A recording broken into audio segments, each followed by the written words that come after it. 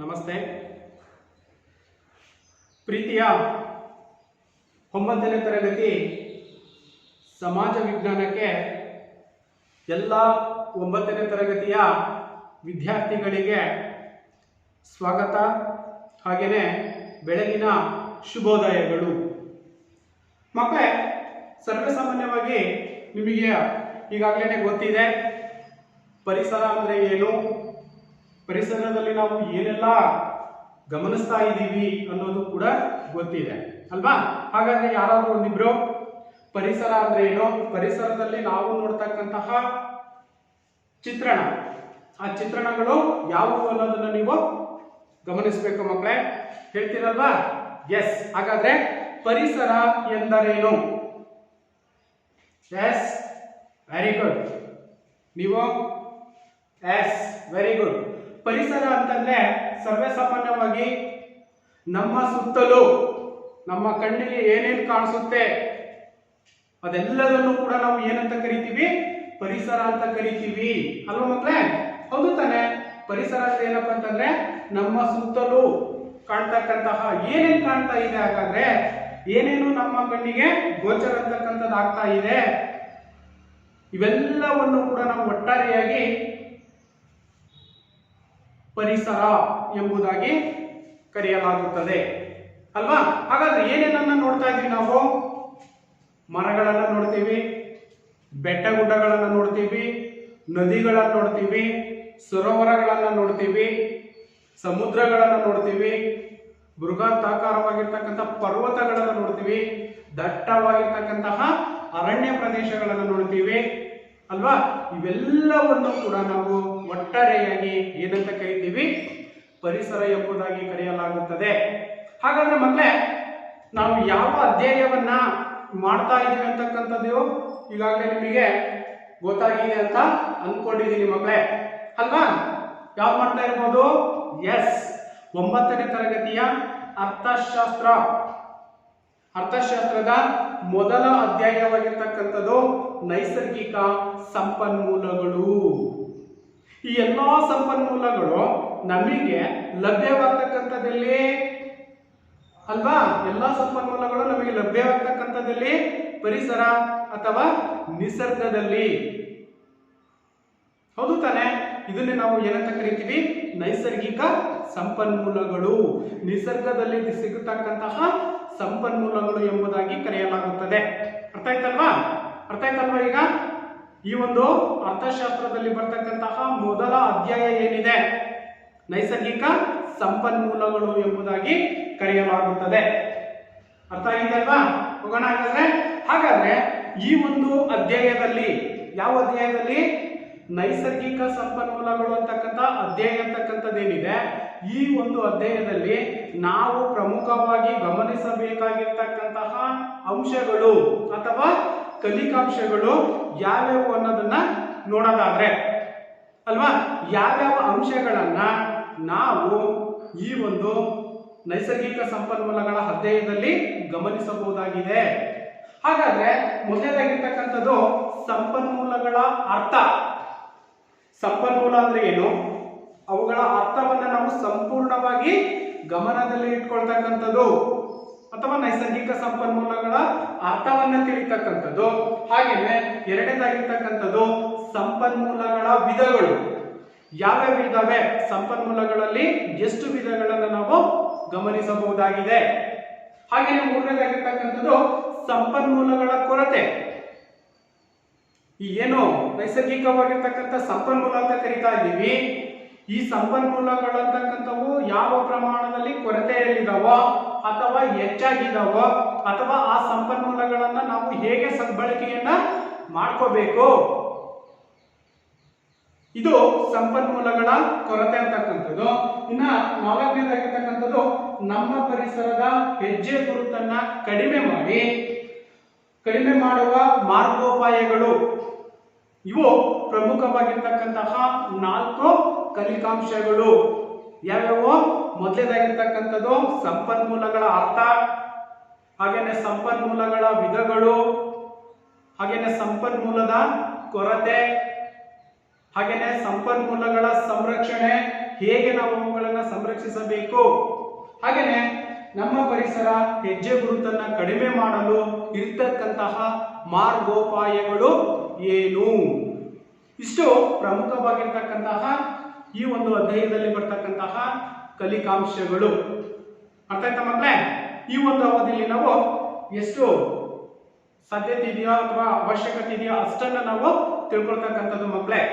ಓಕೆನಾ? ಎಸ್. ಹಾಗಾದ್ರೆ ಇಲ್ಲಿ ನಮಗೆ ಪರಿಸರದಲ್ಲಿ ಕಾಣ್ತಕ್ಕಂತಹ ಪ್ರಮುಖ ಅಂಶಗಳು ಅಥವಾ ಸಂಪನ್ಮೂಲಗಳು ಯಾವ್ಯಾವು ಅನ್ನೋದನ್ನ ಗಮನಿಸೋದಾದ್ರೆ ಯಾರಾದ್ರೂ ಹೇಳ್ತೀರಾ? ಹಾಗೆ ನಾವು ತಿಳ್ಕೊಂಡಿದೀವಿ ಅಲ್ವಾ, ಅರಣ್ಯಗಳು ಅಂತಕ್ಕಂಥವಿದಾವೆ. ಅರಣ್ಯಗಳಿದಾವೆ ತಾನೆ? ಅರಣ್ಯಗಳಿಂದ ಆಗ್ತಕ್ಕಂಥ ಉಪಯೋಗಗಳು ಕೂಡ ಗೊತ್ತಿದೆ ಮಕ್ಕಳೇ ನಮಗೆ. ಏನೆಲ್ಲ ಉಪಯೋಗಗಳಿದಾವೆ ಅರಣ್ಯಗಳಿಂದ? ಉತ್ತಮವಾಗಿರ್ತಕ್ಕಂಥ ಗಾಳಿ ಅಂತಕ್ಕಂಥದ್ದು ಸಿಗುತ್ತೆ, ಉತ್ತಮವಾಗಿರ್ತಕ್ಕಂಥ ಒಂದು ವಾತಾವರಣ ಅಂತಕ್ಕಂಥದ್ದು ಸೃಷ್ಟಿಯಾಗುತ್ತೆ, ಹೆಚ್ಚಿನ ಪ್ರಮಾಣದಲ್ಲಿ ಮಳೆ ಅಂತಕ್ಕಂಥದ್ದು ಸಿಗುತ್ತೆ, ಹಾಗೇನೆ ಹಣ್ಣು ಹಂಪಲುಗಳು ಅಂತಕ್ಕಂಥವು ನಮಗೆ ಅರಣ್ಯಗಳಿಂದ ಲಭ್ಯವಾಗ್ತವೆ. ಜೇನು ಅಂತಕ್ಕಂಥದ್ದು ಕೂಡ ಅದರ ಜೊತೆಯಲ್ಲಿ ಉರುವಲಿಗೆ ಬೇಕಾಗಿರ್ತಕ್ಕಂಥ ನಾವು ಗ್ರಾಮೀಣ ಪ್ರದೇಶದಲ್ಲಿ ಏನಂತ ಕರಿತೀವಿ, ಕಟ್ಟಿಗೆಗಳು ಅಲ್ವಾ. ಇಷ್ಟು ಅರಣ್ಯಗಳ ಒಂದು ಉಪಯೋಗವನ್ನು ಕೂಡ ನಾವು ಗಮನಿಸಬಹುದಾಗಿದೆ. ಇದು ಕೂಡ ಪ್ರಮುಖವಾಗಿರ್ತಕ್ಕಂತಹ ನೈಸರ್ಗಿಕ ಸಂಪನ್ಮೂಲಗಳಲ್ಲಿ ಒಂದು. ಇನ್ನ ಎರಡನೇದಾಗಿರ್ತಕ್ಕಂಥ ನಾವು ಗಮನಿಸೋದಾದ್ರೆ ನೀರು, ದ ವಾಟರ್. ನೀರು ಅಂತಕ್ಕಂಥದ್ದು ಕೂಡ ಬಹಳ ಪ್ರಮುಖವಾಗಿರ್ತಕ್ಕಂಥ ಒಂದು ನೈಸರ್ಗಿಕ ಸಂಪನ್ಮೂಲ ಅಂತಕ್ಕಂಥದ್ದು. ಕಾಡುಗಳ ಅರಣ್ಯಗಳು ಹೆಚ್ಚಾದಂತ ಸಂದರ್ಭದಲ್ಲಿ ಹೆಚ್ಚಿನ ಮಳೆ ಅಂತಕ್ಕಂಥದ್ದನ್ನು ಕೂಡ ನಾವು ಗಮನಿಸ್ತಾ ಇದ್ದೀವಿ. ಎಲ್ಲಿ? ಪ್ರಕೃತಿಯಲ್ಲಿ. ಹಾಗೇನೆ ಭೂಮಿಯ ಮೇಲೆ ನೀರು ಅಷ್ಟೇ ಅಲ್ಲ, ಅಂತರ್ಜಲ ಭೂಮಿಯ ಒಳಗಡೆನೂ ಕೂಡ ನಾವು ನೀರನ್ನ ಪಡಿತಾ ಇದ್ದೀವಿ. ಇದು ಕೂಡ ಒಂದು ನೈಸರ್ಗಿಕವಾಗಿರ್ತಕ್ಕಂಥ ಬಹುಮುಖ್ಯವಾಗಿರ್ತಕ್ಕಂತಹ ನೈಸರ್ಗಿಕ ಸಂಪನ್ಮೂಲ. ಅರಣ್ಯ, ನೀರು, ಇನ್ನ ಭೂಮಿ. ಭೂಮಿನೂ ಕೂಡ ಪ್ರಮುಖವಾಗಿರ್ತಕ್ಕಂಥ ಒಂದು ಸಂಪನ್ಮೂಲ ಅಂತಕ್ಕಂಥದ್ದು, ಅಥವಾ ನೆಲ ಅಂತಲೂ ಕೂಡ ನಾವು ಕರಿತೀವಿ. ಇಲ್ಲ ಅಂತಂದ್ರೆ ಮಣ್ಣು ಕೂಡ ಒಂದು ಪ್ರಮುಖವಾಗಿರ್ತಕ್ಕಂತಹ ನೈಸರ್ಗಿಕ ಸಂಪನ್ಮೂಲ ಅಲ್ವಾ. ಹಾಗೇನೆ ಇನ್ನ ಪ್ರಮುಖವಾಗಿರ್ತಕ್ಕಂತಹ ವಾಯು, ಗಾಳಿ ಅಂತಕ್ಕಂಥದ್ದೇನಿದೆ, ಈ ಗಾಳಿನೂ ಕೂಡ ಪ್ರಕೃತಿ ದತ್ತವಾಗಿ ಬಂದಿರತಕ್ಕಂತಹ ನಿಸರ್ಗದ ಕೊಡುಗೆ, ನೇಚರ್ ಗಿಫ್ಟ್, ನೈಸರ್ಗಿಕ ಕೊಡುಗೆ ಅಥವಾ ದೇವರ ಕೊಡುಗೆ ಅಂತಲೂ ಕೂಡ ನಾವು ಇದನ್ನು ಕೂಡ ಕರಿತೀವಿ ಮಕ್ಕಳು. ಇದು ಕೂಡ ನೈಸರ್ಗಿಕ ಸಂಪನ್ಮೂಲಗಳಲ್ಲಿ ಒಂದು ಪ್ರಮುಖವಾಗಿರ್ತಕ್ಕಂಥದ್ದು. ಹಾಗೇನೆ ಇನ್ನ ಸೂರ್ಯ, ಸೌರಶಕ್ತಿ ಅಥವಾ ಸೂರ್ಯ ಅಂತ ನಾವೇನ್ ಕರಿತೀವಿ. ಸೂರ್ಯನಿಂದಲೂ ಕೂಡ ಸಾಕಷ್ಟು ಉಪಯೋಗ. ಬೆಳಿಗ್ಗೆ ಅಂತಕ್ಕಂಥದ್ದು ಅಥವಾ ದಿನಗಳು ಅಂತಕ್ಕಂಥವು ಕೂಡ ನಮಗೆ ಸೂರ್ಯ ಉದಯಿಸಿದಂತ ಸಂದರ್ಭದಲ್ಲಿ, ಸೂರ್ಯ ಮುಳುಗಿದಂತ ಸಂದರ್ಭದಲ್ಲಿ ನಮಗೆ ದಿನಗಳು ಅಂತಕ್ಕಂಥವು ಕೂಡ ಸೃಷ್ಟಿಯಾಗ್ತಕ್ಕಂಥ ನಾವು ಕಾಣ್ತಿದೀವಿ. ಅಷ್ಟೇ ಅಲ್ಲ, ಸೂರ್ಯನ ಶಾಖಶಕ್ತಿ, ಸೌರಶಕ್ತಿ ಅಂತ ನಾವೇನ್ ಕರಿತೀವಿ, ಆ ಒಂದು ಸೌರಶಕ್ತಿಯನ್ನು ಕೂಡ ಮಾನವ ಅಂತಕ್ಕಂಥನು ಬಳಕೆಯನ್ನ ಮಾಡ್ಕೊಳ್ತಕ್ಕಂಥದನ್ನ ನಾವು ಗಮನಿಸ್ತಾ ಇದ್ದೀವಿ ಅಲ್ವಾ. ಅದರ ಜೊತೆಯಲ್ಲಿ ಇನ್ನಿತರೆ ಆಗಿರ್ತಕ್ಕಂತಹ ಖನಿಜ ಸಂಪನ್ಮೂಲಗಳು, ಹದಿರುಗಳು ಅಂತ ನಾವೇ ಕರಿತೀವಿ. ಪ್ರಕೃತಿಯಲ್ಲಿ ಸಿಗ್ತಕ್ಕಂತಹ ಖನಿಜ ಸಂಪನ್ಮೂಲಗಳು, ಇವು ಎಲ್ಲವನ್ನು ಕೂಡ ಒಟ್ಟಾರೆಯಾಗಿ ನಾವು ಏನಂತ ಕರಿತೀವಿ, ನೈಸರ್ಗಿಕ ಸಂಪನ್ಮೂಲಗಳು ಅಂತ ಕರಿತೀವಿ. ಅರ್ಥ ಆಯ್ತಾ ಮಕ್ಕಳೇ? ಯಾವ್ಯಾವ ಇದಾವೆ ಹಾಗಾದ್ರೆ ನೈಸರ್ಗಿಕ ಸಂಪನ್ಮೂಲಗಳು? ಅರಣ್ಯಗಳಿದಾವೆ, ನೀರು ಇದೆ, ಭೂಮಿ ಇದೆ, ವಾಯು ಇದೆ, ಖನಿಜ ಸಂಪನ್ಮೂಲಗಳಿದಾವೆ, ಸೌರಶಕ್ತಿ ಅಂತಕ್ಕಂಥದ್ದು ಅಥವಾ ಸೂರ್ಯ ಅಂತಕ್ಕಂಥದ್ದಿದ್ದಾನೆ ಅಲ್ವಾ. ಇವೆಲ್ಲವನ್ನು ಕೂಡ ನಾವು ಒಟ್ಟಾರೆಯಾಗಿ ಏನಂತ ಕರಿತೀವಿ, ನೈಸರ್ಗಿಕ ಸಂಪನ್ಮೂಲಗಳು ಎಂಬುದಾಗಿ ಕರೆಯಲಾಗುತ್ತದೆ. ಕ್ಲಿಯರಾ? ಅರ್ಥ ಆಯ್ತಲ್ವಾ? ನೈಸರ್ಗಿಕ ಸಂಪನ್ಮೂಲಗಳು ಅಂದ್ರೆ ಏನು ಅಂತ, ಅಥವಾ ನೈಸರ್ಗಿಕ ಸಂಪನ್ಮೂಲಗಳು ಯಾವ್ಯಾವ ಇದಾವೆ ಅನ್ನೋದು ಕೂಡ ಗೊತ್ತಾಯ್ತು ಮಕ್ಕಳೇ. Any doubts? ಬರೀತೀರಲ್ವಾ? ನೈಸರ್ಗಿಕ ಸಂಪನ್ಮೂಲಗಳು ಯಾವ್ಯಾವು ಅಂತಂದ್ರೆ ಇಷ್ಟನ್ನು ಕೂಡ ಒಳಗೊಂಡಿರ್ತಕ್ಕಂಥದ್ದು. ಅರಣ್ಯ, ನೀರು, ವಾಯು, ಮಣ್ಣು, ಸೌರಶಕ್ತಿ ಅಲ್ವಾ, ಖನಿಜ ಸಂಪನ್ಮೂಲಗಳು. ಇಷ್ಟು ಪ್ರಮುಖವಾಗಿರ್ತಕ್ಕಂತಹ ನೈಸರ್ಗಿಕ ಸಂಪನ್ಮೂಲಗಳು. ಇಲ್ಲಿ ನಮಗೆ ಒಂದು ಪ್ರಶ್ನೆ ಅಂತಕ್ಕಂಥದ್ದು ಉದ್ಭವವಾಗುತ್ತೆ ಮಕ್ಕಳೇ. ಏನು ಹಾಗಾದ್ರೆ ಆ ಪ್ರಶ್ನೆ ಏನಿರ್ಬೋದು? ನೈಸರ್ಗಿಕ ಸಂಪನ್ಮೂಲಗಳು ಎಂದರೇನು? ಇಷ್ಟತಕ್ಕ ನಾವೇನೆಲ್ಲ ಅಧ್ಯಯನವನ್ನ ಮಾಡಿದೀವ ಅದೇ ನೈಸರ್ಗಿಕ ಸಂಪನ್ಮೂಲಗಳು. ಅರ್ಥ ಆಯ್ತಲ್ವಾ? ಹಾಗಾದ್ರೆ ಇಲ್ಲಿ ನಾವು ಗಮನಿಸೋದಾದ್ರೆ ನೈಸರ್ಗಿಕ ಸಂಪನ್ಮೂಲಗಳು ಅಂದ್ರೆ ಏನು? ನೈಸರ್ಗಿಕವಾಗಿ ಲಭ್ಯವಿದ್ದು ಅವು ನಿಸರ್ಗದಲ್ಲಿನೇ ಸಿಗಬೇಕು. ಲಭ್ಯ ಅಂದ್ರೇನು? ಸಿಗ್ತಕ್ಕಂಥದ್ದು, ಪ್ರಕೃತಿಯಲ್ಲಿನೇ ಅದು ಸಿಗಬೇಕಾಗಿರ್ತಕ್ಕಂಥದ್ದು ಅಥವಾ ಸಿಗ್ತಕ್ಕಂಥದ್ದೇನಿದೆ ನಿಸರ್ಗದಲ್ಲಿನೇ ಲಭ್ಯವಿದ್ದು ತಾವಿದ್ದ ಸ್ವರೂಪದಲ್ಲಿ ಅಥವಾ ತಾವಿರ್ತಕ್ಕಂತಹ ಸ್ವರೂಪದಲ್ಲಿಯೇ ನಿಸರ್ಗದಲ್ಲಿ ಲಭ್ಯವಿದ್ದು ತಾವಿರುವ ಅಥವಾ ತಾವಿದ್ದ ಸ್ವರೂಪದಲ್ಲಿಯೇ ಮೌಲ್ಯಯುತ ಎಂದು ಪರಿಗಣಿತವಾಗಿರುವ ವಸ್ತುಗಳನ್ನ ನಾವು ನೈಸರ್ಗಿಕ ಸಂಪನ್ಮೂಲಗಳು ಎಂಬುದಾಗಿ ಕರೆಯಲಾಗುತ್ತದೆ. ಅರ್ಥ ಆಯ್ತಾ ಮಕ್ಕಳೇ? ಇಲ್ಲಿ ನೈಸರ್ಗಿಕವಾಗಿ ಲಭ್ಯವಿದ್ದು ತಾವಿದ್ದ, ನೋಡಿ, ತಾವಿದ್ದ ಸ್ವರೂಪದಲ್ಲಿನೇ ಅವು ಮೌಲ್ಯಯುತ ಎಂದು, ಅವು ಬಹಳಷ್ಟು ಪ್ರಮುಖವಾಗಿರ್ತಕ್ಕಂಥ ಬೆಲೆಯುಳ್ಳ ವಸ್ತುಗಳಾಗಿರಬೇಕು, ಸಂಪನ್ಮೂಲಗಳಾಗಿರಬೇಕು. ಆ ಎಲ್ಲ ಸಂಪನ್ಮೂಲಗಳನ್ನೇ ನಾವು ಏನಂತ ಕರಿತೀವಿ? ನೈಸರ್ಗಿಕ ಸಂಪನ್ಮೂಲಗಳೆಂದು ಕರೆಯಲಾಗುತ್ತದೆ. ಅವಿರ್ತಕ್ಕಂಥ ರೂಪದಲ್ಲಿನೇ ಮಣ್ಣು ಅದೇ ರೂಪದಲ್ಲಿರುತ್ತೆ. ಅರಣ್ಯಗಳು ಕೂಡ ತನ್ನದೇ ಆಗಿರ್ತಕ್ಕಂಥ ರೂಪವನ್ನು ಹೊಂದಿದೆ. ವಾಯುನು ಕೂಡ ತನ್ನದೇ ಆಗಿರ್ತಕ್ಕಂಥ ರೂಪವನ್ನ ಹೊಂದಿದೆ ಅಲ್ವಾ? ಖನಿಜ ಸಂಪನ್ಮೂಲಗಳು ತನ್ನದೇ ಆಗಿರ್ತಕ್ಕಂಥ ಸ್ವರೂಪವನ್ನ ಹೊಂದಿರ್ತಕ್ಕಂಥ ನಾವು ಕಾಣ್ತೀವಿ. ಇವೆಲ್ಲವಕ್ಕೂ ಕೂಡ ನಾವು ಒಟ್ಟಾರೆಯಾಗಿ ಏನಂತ ಕರಿತೀವಿ? ನೈಸರ್ಗಿಕ ಸಂಪನ್ಮೂಲಗಳು ಎಂಬುದಾಗಿ ಕರೆಯಲಾಗುತ್ತದೆ. ಅರ್ಥ ಆಯ್ತಾ ಮಕ್ಕಳೇ? ನೈಸರ್ಗಿಕ ಸಂಪನ್ಮೂಲಗಳೆಂದು ಕರೆಯಲಾಗುತ್ತದೆ. ಅರ್ಥ ಆಯ್ತಲ್ವಾ? ಎಸ್. ಹಾಗಾದ್ರೆ ಇಲ್ಲಿ ನೈಸರ್ಗಿಕ ಸಂಪನ್ಮೂಲಗಳನ್ನ ಪ್ರಮುಖವಾಗಿ ನಾವು ಎರಡು ವಿಧಗಳಾಗಿ ವಿಂಗಡಿಸಬಹುದು. ಎಷ್ಟು ವಿಧಗಳಾಗಿ? ಎರಡು ವಿಧಗಳಾಗಿ ವಿಂಗಡಿಸಬಹುದು. ಕೇಳಬಹುದು ಮಕ್ಕಳೇ, ನಿಮಗೆ ಪರೀಕ್ಷಾ ದೃಷ್ಟಿಯಿಂದ ನೈಸರ್ಗಿಕ ಸಂಪನ್ಮೂಲಗಳನ್ನ ಎಷ್ಟು ಭಾಗಗಳಾಗಿ ವಿಂಗಡಿಸಲಾಗಿದೆ, ಅವು ಯಾವುವು ಅಲ್ವಾ? ಪ್ರಶ್ನೆ ಚೆನ್ನಾಗಿದೆ ಅಲ್ವಾ? ಹಾಗಾದ್ರೆ ನೈಸರ್ಗಿಕ ಸಂಪನ್ಮೂಲಗಳು ಅಂದ್ರೆ ಏನಂತ ಗೊತ್ತಾಯ್ತು. ನೈಸರ್ಗಿಕ ಸಂಪನ್ಮೂಲಗಳಲ್ಲಿ ಪ್ರಮುಖವಾಗಿ ನಾವು ಎಷ್ಟು ವಿಧಗಳನ್ನ ಕಾಣ್ತಾ ಇದ್ದೀವಿ? ಎರಡು ವಿಧಗಳನ್ನ ಕಾಣ್ತಾ ಇದ್ದೀವಿ. ಎಷ್ಟು ವಿಧಗಳು ಮಕ್ಕಳೇ? ಎಸ್, ಎರಡು ವಿಧಗಳನ್ನು ನಾವು ಕಾಣ್ತಾ ಇದ್ದೀವಿ. ಹಾಗಾದ್ರೆ ಯಾವ್ಯಾವ ಅನ್ನೋದನ್ನ ನೋಡೋದಾದ್ರೆ ನೈಸರ್ಗಿಕ ಸಂಪನ್ಮೂಲಗಳಲ್ಲಿ ಎರಡು ವಿಧಗಳು. ಮೊದಲನೇದಾಗಿರ್ತಕ್ಕಂಥದ್ದು ಮುಗಿದು ಹೋಗುವ ಸಂಪನ್ಮೂಲಗಳು. ಯಾವುದು ಮೊದಲನೇದು? ಮುಗಿದು ಹೋಗುವ ಸಂಪನ್ಮೂಲಗಳು. ಎರಡನೇದಾಗಿರ್ತಕ್ಕಂಥದ್ದು ಮುಗಿದು ಹೋಗದ ಸಂಪನ್ಮೂಲಗಳು. ಸಂಪನ್ಮೂಲಗಳಲ್ಲಿ ಎಷ್ಟು ವಿಧ? ಎರಡು ವಿಧಗಳು.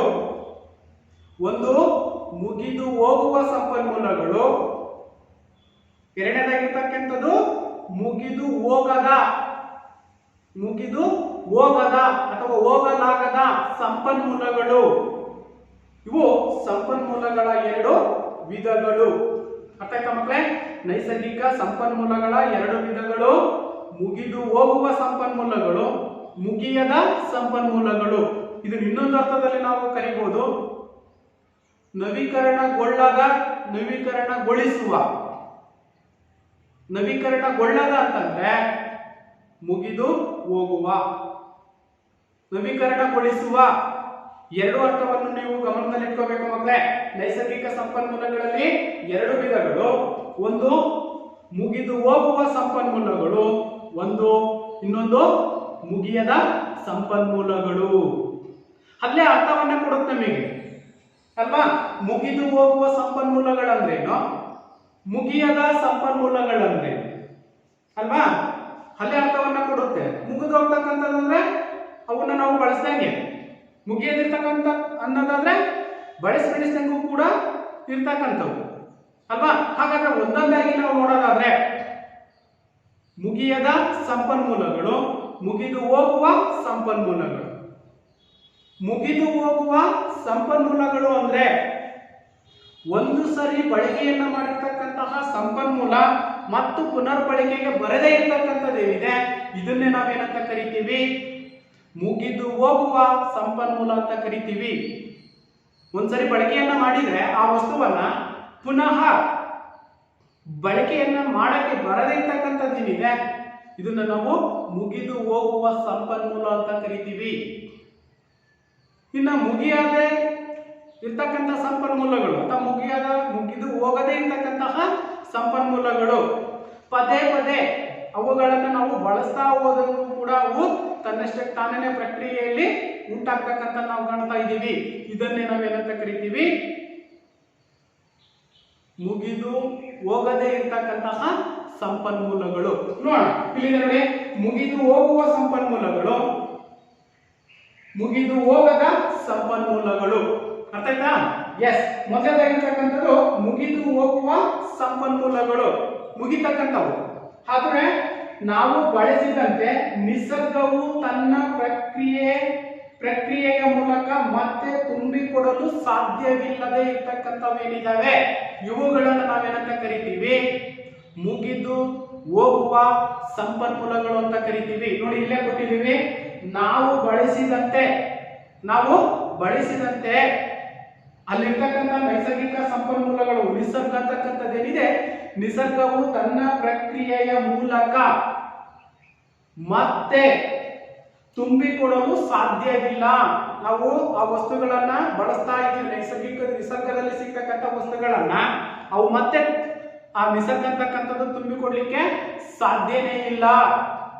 ಅಂತಹವುಗಳನ್ನ ನಾವೇನಂತ ಕರಿತೀವಿ, ಮುಗಿದು ಹೋಗುವ ನೈಸರ್ಗಿಕ ಸಂಪನ್ಮೂಲಗಳು ಎಂಬುದಾಗಿ ಕರೆಯಲಾಗುತ್ತದೆ. ಅರ್ಥ ಆಯ್ತಾ ಮಕ್ಕಳೇ? ಹಾಗಾದ್ರೆ ಎಕ್ಸಾಂಪಲ್, ಉದಾಹರಣೆಯನ್ನ ನಾವು ನೋಡೋದಾದ್ರೆ ಅಂತ ಒಂದು ವಸ್ತುಗಳು ಯಾವ್ಯಾವ ಇರ್ಬೋದು, ಅಂತ ಒಂದು ಸಂಪನ್ಮೂಲಗಳು ಯಾವ್ಯಾವ ಇರ್ಬೋದು ನೋಡೋಣ. ಹಾಗಾದ್ರೆ ಇಲ್ಲಿ ಕಬ್ಬಿಣದದಿರುವಂತಕ್ಕಂಥದ್ದಿದೆ, ಮುಗಿದು ಹೋಗುವ ಸಂಪನ್ಮೂಲಗಳು ಕಬ್ಬಿಣದದಿರುವಂತಕ್ಕಂಥದ್ದಿದೆ.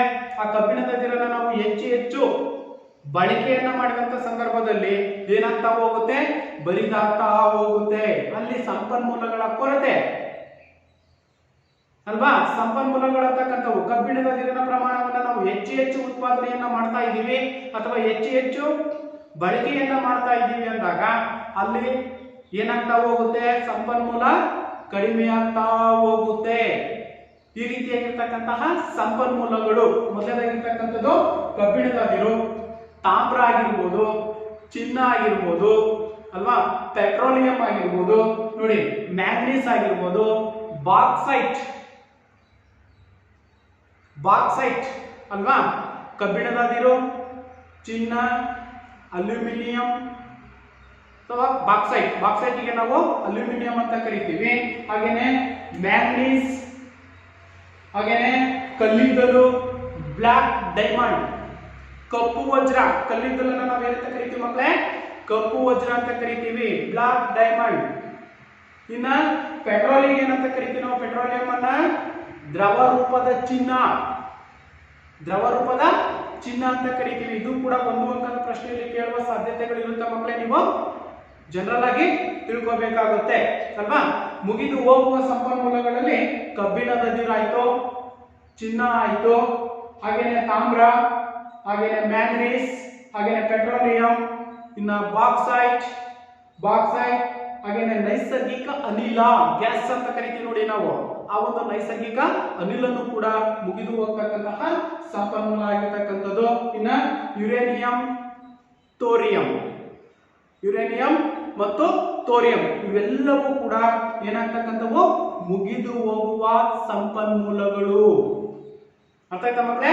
ಮುಗಿದು ಹೋಗುವ ಸಂಪನ್ಮೂಲಗಳು ಅರ್ಥ ಆಯ್ತಾ? ಈಗ ನೈಸರ್ಗಿಕ ಸಂಪನ್ಮೂಲಗಳಲ್ಲಿ ಎಷ್ಟು ವಿಧ ಇದಾವೆ? 2 ವಿಧಗಳಿದಾವೆ. ಅದರಲ್ಲಿ ಮೊದಲನೇದಾಗಿರ್ತಕ್ಕಂಥದ್ದು ಮುಗಿದು ಹೋಗುವ ಸಂಪನ್ಮೂಲಗಳು, ಅಂದ್ರೆ ಒಂದು ಸರಿ ಬಳಕೆಯನ್ನ ಮಾಡಿದ್ರೆ ಅವು ಕಡಿಮೆ ಆಗ್ತಾ ಹೋಗ್ತಕ್ಕಂಥದ್ದು ನಾವು ಕಾಣ್ತಾ ಇದ್ದೀವಿ. ಇದನ್ನೇ ನಾವೇನಂತ ಕರಿತೀವಿ, ಎಸ್ ಅಲ್ವಾ. ನೋಡಿ ಮುಗಿದು ಹೋಗುವ ಸಂಪನ್ಮೂಲಗಳಂತ ಕರಿತೀವಿ. ಉದಾಹರಣೆನೂ ಕೂಡ ನಮಗೀಗ ಗೊತ್ತಾಯ್ತು. ಇದು ಒಂದು. ಇನ್ನು ಎರಡನೇದಾಗಿರ್ತಕ್ಕಂಥದ್ದು ಮುಗಿದು ಹೋಗದ ಸಂಪನ್ಮೂಲಗಳು.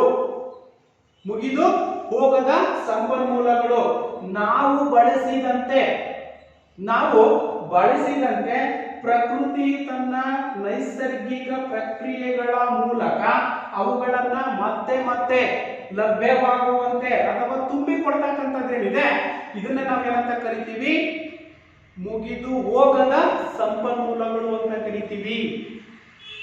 ಅರ್ಥ ಆಯ್ತಾ ಮಕ್ಕಳೇ? ಮುಗಿದು ಹೋಗದ ಸಂಪನ್ಮೂಲಗಳು ಅಂತ ಕರಿತೀವಿ. ನೋಡಿ, ನಾವು ಬಳಸಿದಂತೆ ನಿಸರ್ಗದಲ್ಲಿ ಸಿಗ್ತಕ್ಕಂತಹ ಸಂಪನ್ಮೂಲವನ್ನು ನಾವು ಬಳಸಿದಂತೆ, ಹೆಚ್ಚು ಹೆಚ್ಚು ಬಳಸಿದಂತೆ, ಪ್ರಕೃತಿಯು ತನ್ನ ನೈಸರ್ಗಿಕ ಪ್ರಕ್ರಿಯೆಗಳ ಮೂಲಕ ಅವುಗಳನ್ನ ಪುನಃ ಮತ್ತೆ ಮತ್ತೆ ತುಂಬಿ ಕೊಡ್ತಕ್ಕಂಥದ್ದೇನಿದೆ ಇದನ್ನೇ ನಾವು ಏನಂತ ಕರಿತೀವಿ, ಏನಂತ ಕರಿತೀವಿ? ಎಸ್, ಮುಗಿದು ಹೋಗಲಾಗದ ಅಥವಾ ಮುಗಿದು ಹೋಗದ ಸಂಪನ್ಮೂಲಗಳು ಎಂಬುದಾಗಿ ಕರೆಯಲಾಗುತ್ತದೆ. ಹಾಗಾದ್ರೆ ಅಲ್ಲಿ ಮುಗಿದು ಹೋಗುವ ಸಂಪನ್ಮೂಲಗಳಿಗೆ ಉದಾಹರಣೆಯನ್ನ ಕೊಟ್ವಿ.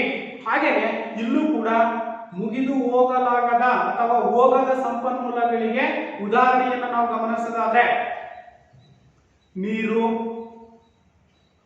ಅಲ್ವಾ, ನೀರು, ವಾಯು, ಸೌರ ಶಕ್ತಿ ಮತ್ತು ಪವನ ಶಕ್ತಿ, ಗಾಳಿ ಅಂತ ನಾವೇ ಕರಿತೀವಿ. ಪವನ ಶಕ್ತಿ ನೋಡಿ, ಇಲ್ಲಿ ಉದಾಹರಣೆಯನ್ನು ಕೊಟ್ಟಿದ್ದೀವಿ. ನೀರು ಅಂತಕ್ಕಂಥದ್ದಿದೆ, ಹಾಗೇನೆ ಭೂಮಿ ಅಂತಕ್ಕಂಥದ್ದಿದೆ. ಭೂಮಿನೂ ಕೂಡ ಹಾಗೆ ಇದ್ದಾಗೇನೆ ಇರ್ತಕ್ಕಂಥದ್ದು.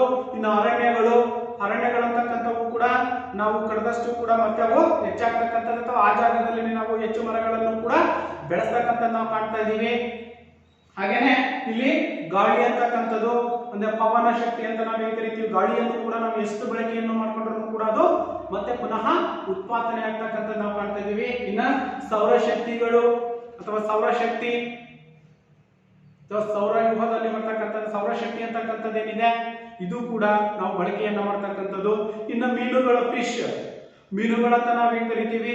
ಮೀನುಗಳನ್ನ ನಾವು ಬಳಕೆ ಮಾಡಿದಷ್ಟು ಕೂಡ ಮತ್ತೆ ಅವು ಸಂತಾನೋತ್ಪತ್ತಿ ಅಂತಕ್ಕಂಥದ್ದು ಕೂಡ ಆಗ್ತಕ್ಕಂಥದ್ದು ನಾವು ಗಮನಿಸಬಹುದಾಗಿದೆ ಮಕ್ಕಳೇ. ಅರ್ಥ ಆಯ್ತಲ್ವಾ? ಇವು ಪ್ರಮುಖವಾಗಿರ್ತಕ್ಕಂತಹ ಮುಗಿದು ಹೋಗದ ಸಂಪನ್ಮೂಲಗಳು.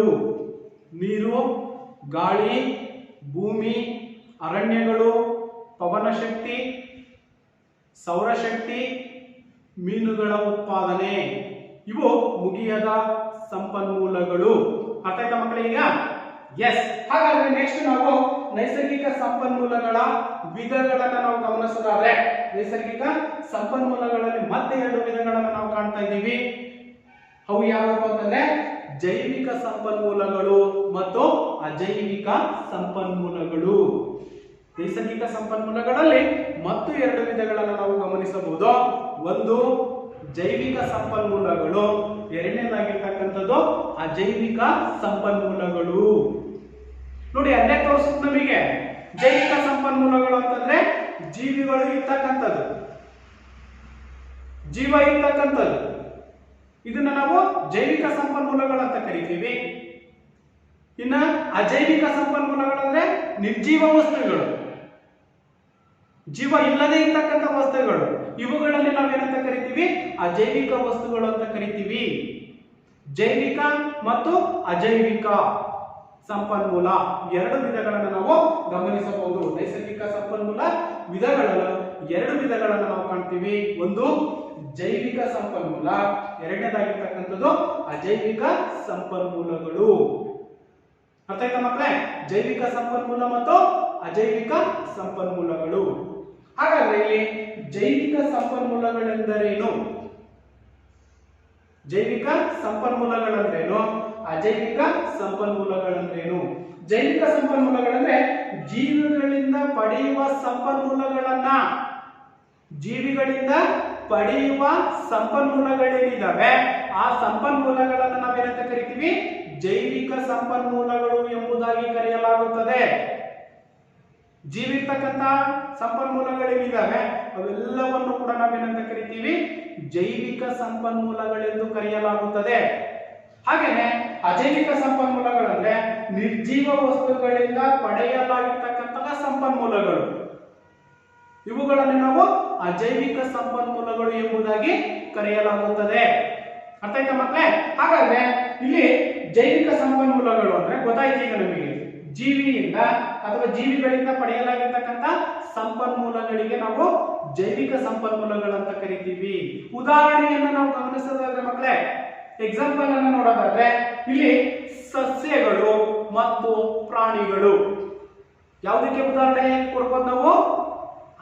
ಎಸ್, ಜೈವಿಕ ಸಂಪನ್ಮೂಲಗಳಿಗೆ ಉದಾಹರಣೆಯಾಗಿ ನಾವು ಸಸ್ಯಗಳಿಗೂ ಕೂಡ ಜೀವಂತಕ್ಕಂಥದ್ದು ಇರುತ್ತೆ, ಪ್ರಾಣಿಗಳು ಕೂಡ ಇವು ಜೈವಿಕ ಸಂಪನ್ಮೂಲಗಳಿಗೆ ಉದಾಹರಣೆಗಳಾಗಿರ್ತಕ್ಕಂಥದ್ದು ಮಕ್ಕಳೇ ಅಲ್ವಾ?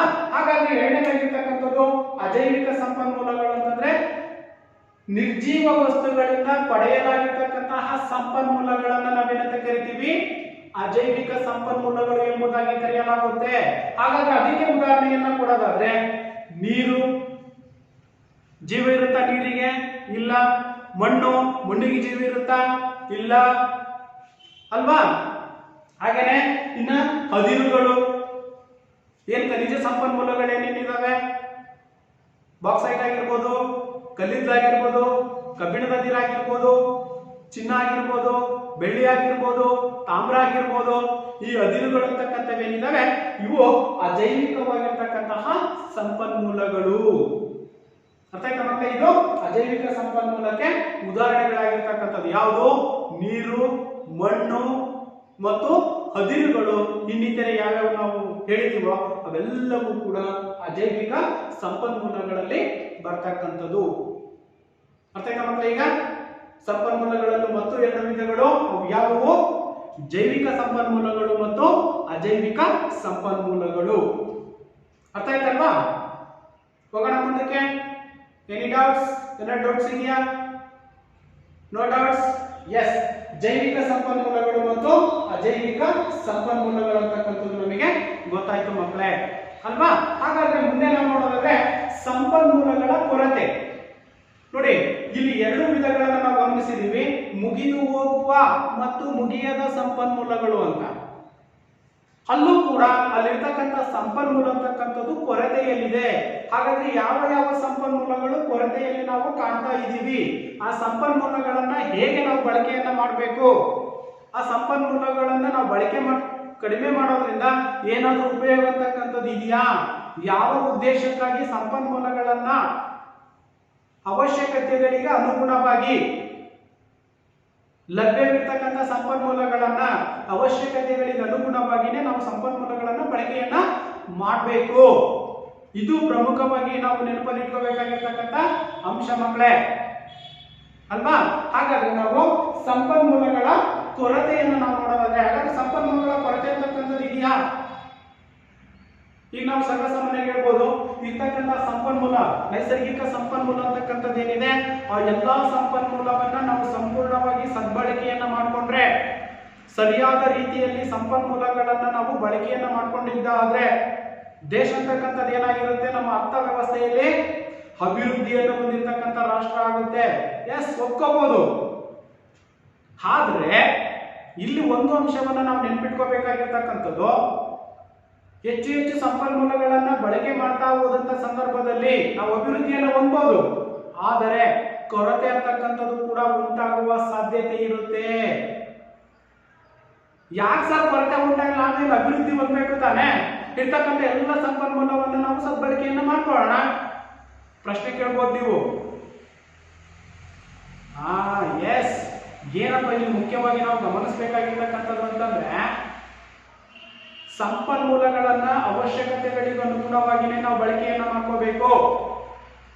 ಇಲ್ಲ ಅಂತಂದ್ರೆ ಏನಾಗ್ತಾವೋ ಖಾಲಿ ಆಗ್ತಕ್ಕಂಥ ನಾವು ಕಾಣ್ತೀವಿ. ಮುಂದಿನ ಪೀಳಿಗೆಗೆ, ಮುಂದಿನ ಜನಾಂಗಕ್ಕೆ ಕೊರತೆ ಅಂತಕ್ಕಂಥದ್ದು ಕೂಡ ಉಂಟಾಗುವ ಸಾಧ್ಯತೆ ಅಂತಕ್ಕಂಥದ್ದು ಇರುತ್ತೆ ಮಕ್ಕಳೇ. ಇದು ಬಹಳಷ್ಟು ನಾವು ಮುಖ್ಯವಾಗಿ ನೆನಪಲ್ಲಿ ಇಟ್ಕೋಬೇಕಾಗಿರ್ತಕ್ಕಂತಹ ಪ್ರಮುಖ ಅಂಶ ಅಲ್ವಾ? ಹಾಗಾದ್ರೆ ನಾವಿಲ್ಲಿ ಸಂಪನ್ಮೂಲಗಳ ಕೊರತೆಯನ್ನ ನಾವು ಗಮನಿಸೋದಾದ್ರೆ ನೋಡಿ, ಸಂಪನ್ಮೂಲಗಳ ಕೊರತೆಯನ್ನ ಅಧಿಕಗೊಳಿಸುತ್ತಿರುವ ಪ್ರಮುಖ ಅಂಶಗಳನ್ನ ನಾವು ಇಲ್ಲಿ ನೆನಪಲ್ಲಿಟ್ಕೋಬೇಕು. ಸಂಪನ್ಮೂಲಗಳಿದಾವೆ, ಆ ಸಂಪನ್ಮೂಲಗಳು ಅಂತಕ್ಕಂಥವು ಅಧಿಕವಾಗ್ಲಿಕ್ಕೆ ಅಥವಾ ಆ ಅಂಶಗಳು, ಯಾವ ಅಂಶಗಳು ಕೊರತೆಯನ್ನ ಅಧಿಕಗೊಳಿಸ್ತಕ್ಕಂಥದ್ದು, ಸಮಸ್ಯೆಗಳು ಅಥವಾ ನಮಗೆ ಏನು ಕಡಿಮೆ ಆಗ್ತಾ ಇದೆ ಸಂಪನ್ಮೂಲ ಅನ್ನೋದಕ್ಕೆ ಪ್ರಮುಖ ಅಂಶಗಳು ಕೂಡ ಇಲ್ಲಿ ಕಾರಣವಾಗಿರ್ತಕ್ಕಂಥದ್ದನ್ನು ನಾವು ಗಮನಿಸಬಹುದಾಗಿದೆ. ಪರೀಕ್ಷಾ ದೃಷ್ಟಿಯಿಂದ ಕೇಳಬಹುದು ಮಕ್ಕಳ, ನಿಮಗೆ ಇಲ್ಲಿ ಏನಪ್ಪ ಅಂತಂದ್ರೆ ಸಂಪನ್ಮೂಲಗಳ ಕೊರತೆಯನ್ನ ಸಂಕ್ಷಿಪ್ತವಾಗಿ ವಿವರಿಸಿ, ಯಾವ್ಯಾವ ಅಂಶಗಳನ್ನ ಅದು ಹೊಂದಿರುತ್ತೆ. ನೋಡೋಣ. ಎಸ್, ಮೊದಲಾಗಿರ್ತಕ್ಕಂಥದ್ದು ಮಿತಿ ಮೀರಿದ ಜನಸಂಖ್ಯಾ ಪ್ರಮಾಣ. ವಿಶ್ವದಲ್ಲಿ ನಾವು ವಿಶ್ವದ ಜನಸಂಖ್ಯೆಯನ್ನ ಅಥವಾ ದೇಶದ ಜನಸಂಖ್ಯೆಯನ್ನ ತಗೊಂಡಾಗ, ಈಗ ಭಾರತದಲ್ಲೇ ತಗೊಳ್ಳೋಣ ನಾವು.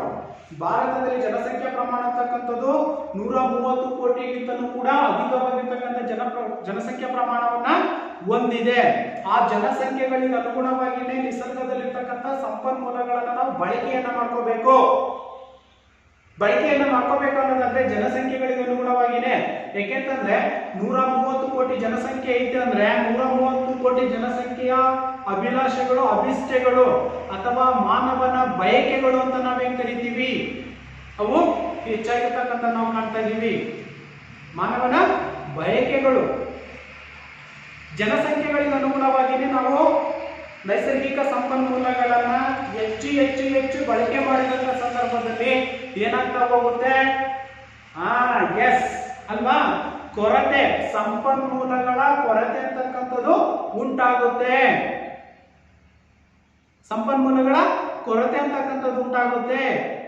ಜನಸಂಖ್ಯೆಗಳಿಗೆ ಅನುಗುಣವಾಗಿ ನಾವು ನೈಸರ್ಗಿಕ ಸಂಪನ್ಮೂಲಗಳನ್ನು ಉತ್ಪಾದನೆ ಮಾಡತಕ್ಕಂಥ ಸಂದರ್ಭದಲ್ಲಿ ಸಂಪನ್ಮೂಲಗಳ ಕೊರತೆ ಅಂತಕ್ಕಂಥದ್ದು ಕೂಡ ಉಂಟಾಗುತ್ತೆ ಮಕ್ಕಳೇ, ಅಲ್ವಾ?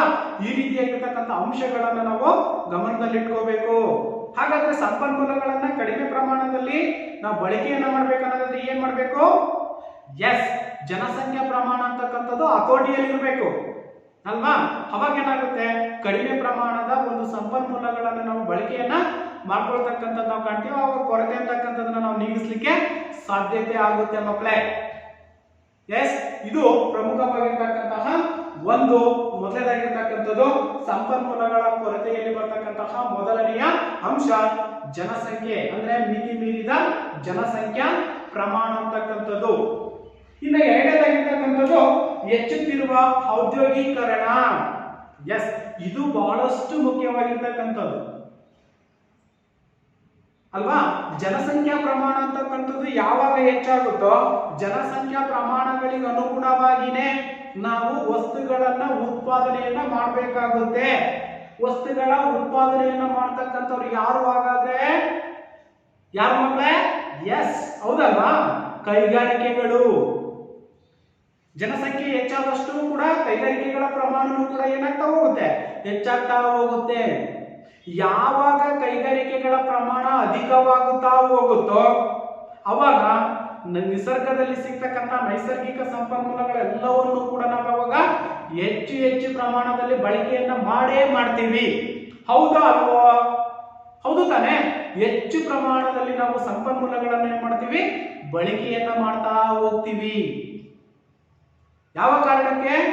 ಕೈಗಾರಿಕೆಗಳ ಪ್ರಮಾಣ ಹೆಚ್ಚಾದಂತ ಸಂದರ್ಭದಲ್ಲಿ ಸಂಪನ್ಮೂಲಗಳ ಬಳಕೆನೂ ಕೂಡ ಏನಾಗುತ್ತೆ ಮಕ್ಕಳೇ? ಅವಾಗ ಹೆಚ್ಚಾಗ್ತಾ ಹೋಗುತ್ತೆ. ಯಾವಾಗ ಸಂಪನ್ಮೂಲಗಳನ್ನ ನಾವು ಹೆಚ್ಚು ಔದ್ಯೋಗೀಕರಣದಲ್ಲಿ ಅಥವಾ ಕೈಗಾರಿಕೆಗಳಲ್ಲಿ ಬಳಸ್ತಾ ಹೋಗ್ತೀವೋ ಅವಾಗ ಅಲ್ಲಿ ಸಂಪನ್ಮೂಲಗಳ ಕೊರತೆ ಉಂಟಾಗಲಿಕ್ಕೆ ಪ್ರಮುಖ ಕಾರಣವಾಗಿರ್ತಕ್ಕಂಥದ್ದು. ಇದು ಎರಡನೇದಾಗಿರ್ತಕ್ಕಂಥದ್ದು. ಮೊದಲನೇದಾಗಿರ್ತಕ್ಕಂಥದ್ದು ಮಿತಿ ಮೀರಿದ ಜನಸಂಖ್ಯಾ ಪ್ರಮಾಣ, ಎರಡನೇದಾಗಿರ್ತಕ್ಕಂಥದ್ದು ಅಧಿಕವಾಗಿರ್ತಕ್ಕಂತಹ ಔದ್ಯೋಗೀಕರಣ ಅಥವಾ ಕೈಗಾರಿಕೆಗಳ ಕಾರಣ ಅಂತಕ್ಕಂಥದ್ದು, ಸ್ಥಾಪನೆಯ ಕಾರಣ. ಇನ್ನು ಮೂರನೇದಾಗಿರ್ತಕ್ಕಂಥದ್ದು ವಿಸ್ತರಣೆಯಾಗುತ್ತಿರುವ ನಗರ ಪ್ರದೇಶಗಳು. ನೋಡಿ, ಭೂಪ್ರದೇಶ ಅಂತಕ್ಕಂಥದ್ದು, ವ್ಯವಸಾಯದ ಭೂಮಿ ಅಂತಕ್ಕಂಥದ್ದು ಸಾಕಷ್ಟು ಇದೆ ಅಲ್ವಾ? ಆ ಒಂದು ಪ್ರದೇಶ ಅಂತಕ್ಕಂಥದ್ದು ಏನಾಗುತ್ತೆ? ಜನಸಂಖ್ಯಾ ಪ್ರಮಾಣ ಅಲ್ಲಿ ಹೆಚ್ಚಾದಂತ ಸಂದರ್ಭದಲ್ಲಿ ನಗರ ಪ್ರದೇಶವಾಗಿ ಆ ಒಂದು ಪ್ರದೇಶ ಬೆಳವಣಿಗೆ ಆಗ್ತಾ ಹೋಗುತ್ತೆ. ಜನಸಂಖ್ಯೆ ಪ್ರಮಾಣ ಜಾಸ್ತಿ ಆಗ್ತಿದೆಯೇ ಹೊರತು ನಗರ ಪ್ರದೇಶಗಳು ಜಾಸ್ತಿ ಆಗ್ತಾ ಇದಾವೆ ಹೊರತು ಸಂಪನ್ಮೂಲಗಳು ಏನಾದ್ರೂ ಜಾಸ್ತಿ ಆಗ್ತಾ ಇದಾವ? ಸ್ವಲ್ಪ ಯೋಚನೆ ಮಾಡಿ ಮಕ್ಕಳೇ. ಹೌದು ತಾನೆ? ಜನಸಂಖ್ಯಾ ಪ್ರಮಾಣ ನಗರ ಪ್ರದೇಶಗಳು ಹೆಚ್ಚಾಗ್ತದವೆ ವಿನಃ ಭೂಪ್ರದೇಶ ಅಂತಕ್ಕಂಥದ್ದು ಹಾಗೇನೆ ಭೂಮಿಯ ಮೇಲೆ ಸಿಗ್ತಕ್ಕಂತಹ ನೈಸರ್ಗಿಕ ಸಂಪನ್ಮೂಲಗಳೇನಾದ್ರೂ ಹೆಚ್ಚಾಗ್ತಾ ಇದಾವ? ನೋ, ಇಲ್ಲ ಅಲ್ವಾ?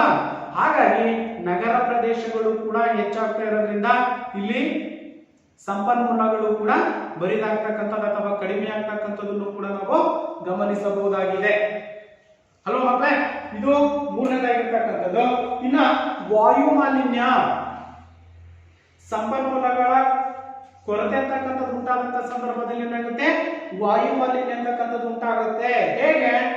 ವಾಹನಗಳ ಜನಸಂಖ್ಯೆ ಅಂತಕ್ಕಂಥದ್ದು ಹೆಚ್ಚಾದಂತ ಸಂದರ್ಭದಲ್ಲಿ ವಾಹನಗಳ ಸಂಖ್ಯೆನೂ ಕೂಡ ಏನಾಗ್ತಾ ಹೋಗುತ್ತೆ? ಹೆಚ್ಚುತ್ತಾ ಹೋಗುತ್ತೆ. ಯಾವಾಗ ವಾಹನಗಳ ಸಂಖ್ಯೆ ಅಂತಕ್ಕಂಥದ್ದು ಹೆಚ್ಚುತ್ತಾ ಹೋಗುತ್ತೋ ಅವಾಗ ಇಂಗಾಲದ ಡೈಆಕ್ಸೈಡ್ ಅಂತಕ್ಕಂಥದ್ದು ಬಿಡುಗಡೆಯಾಗುತ್ತೆ. ಅಂದ್ರೆ ಹೊಗೆ ತುಂಬಿರ್ತಕ್ಕಂಥದ್ದು. ಕೈಗಾರಿಕೆಗಳು ಅಂತಕ್ಕಂಥವು ಹೆಚ್ಚಾಗಿರ್ತವೆ. ವಾಹನಗಳ ಓಡಾಟ ಸಂಖ್ಯೆನೂ ಕೂಡ ಜಾಸ್ತಿ ಆಗ್ತಾ ಇರುತ್ತೆ. ಹಾಗೇನಾಗುತ್ತೆ? ಆಟೋಮೆಟಿಕಲಿ ವಾಯು ಮಾಲಿನ್ಯ, ಏರ್ ಪೊಲ್ಯೂಷನ್ ಅಂತ ನಾವೇನ್ ಕರಿತೀವಿ, ಆ ಒಂದು ವಾಯು ಮಾಲಿನ್ಯ ಅಂತಕ್ಕಂಥದ್ದು ಕೂಡ ಉಂಟಾಗ್ಲಿಕ್ಕೆ ಪ್ರಮುಖ ಕಾರಣವಾಗಿರುತ್ತೆ ಮಕ್ಕಳೇ. ಅರ್ಥ ಆಯ್ತಲ್ವಾ? ಇದು ನಾಲ್ಕನೇದಾಗಿರ್ತಕ್ಕಂಥದ್ದು ವಾಯು ಮಾಲಿನ್ಯ. ಇನ್ನ ಜಲ ಮಾಲಿನ್ಯ.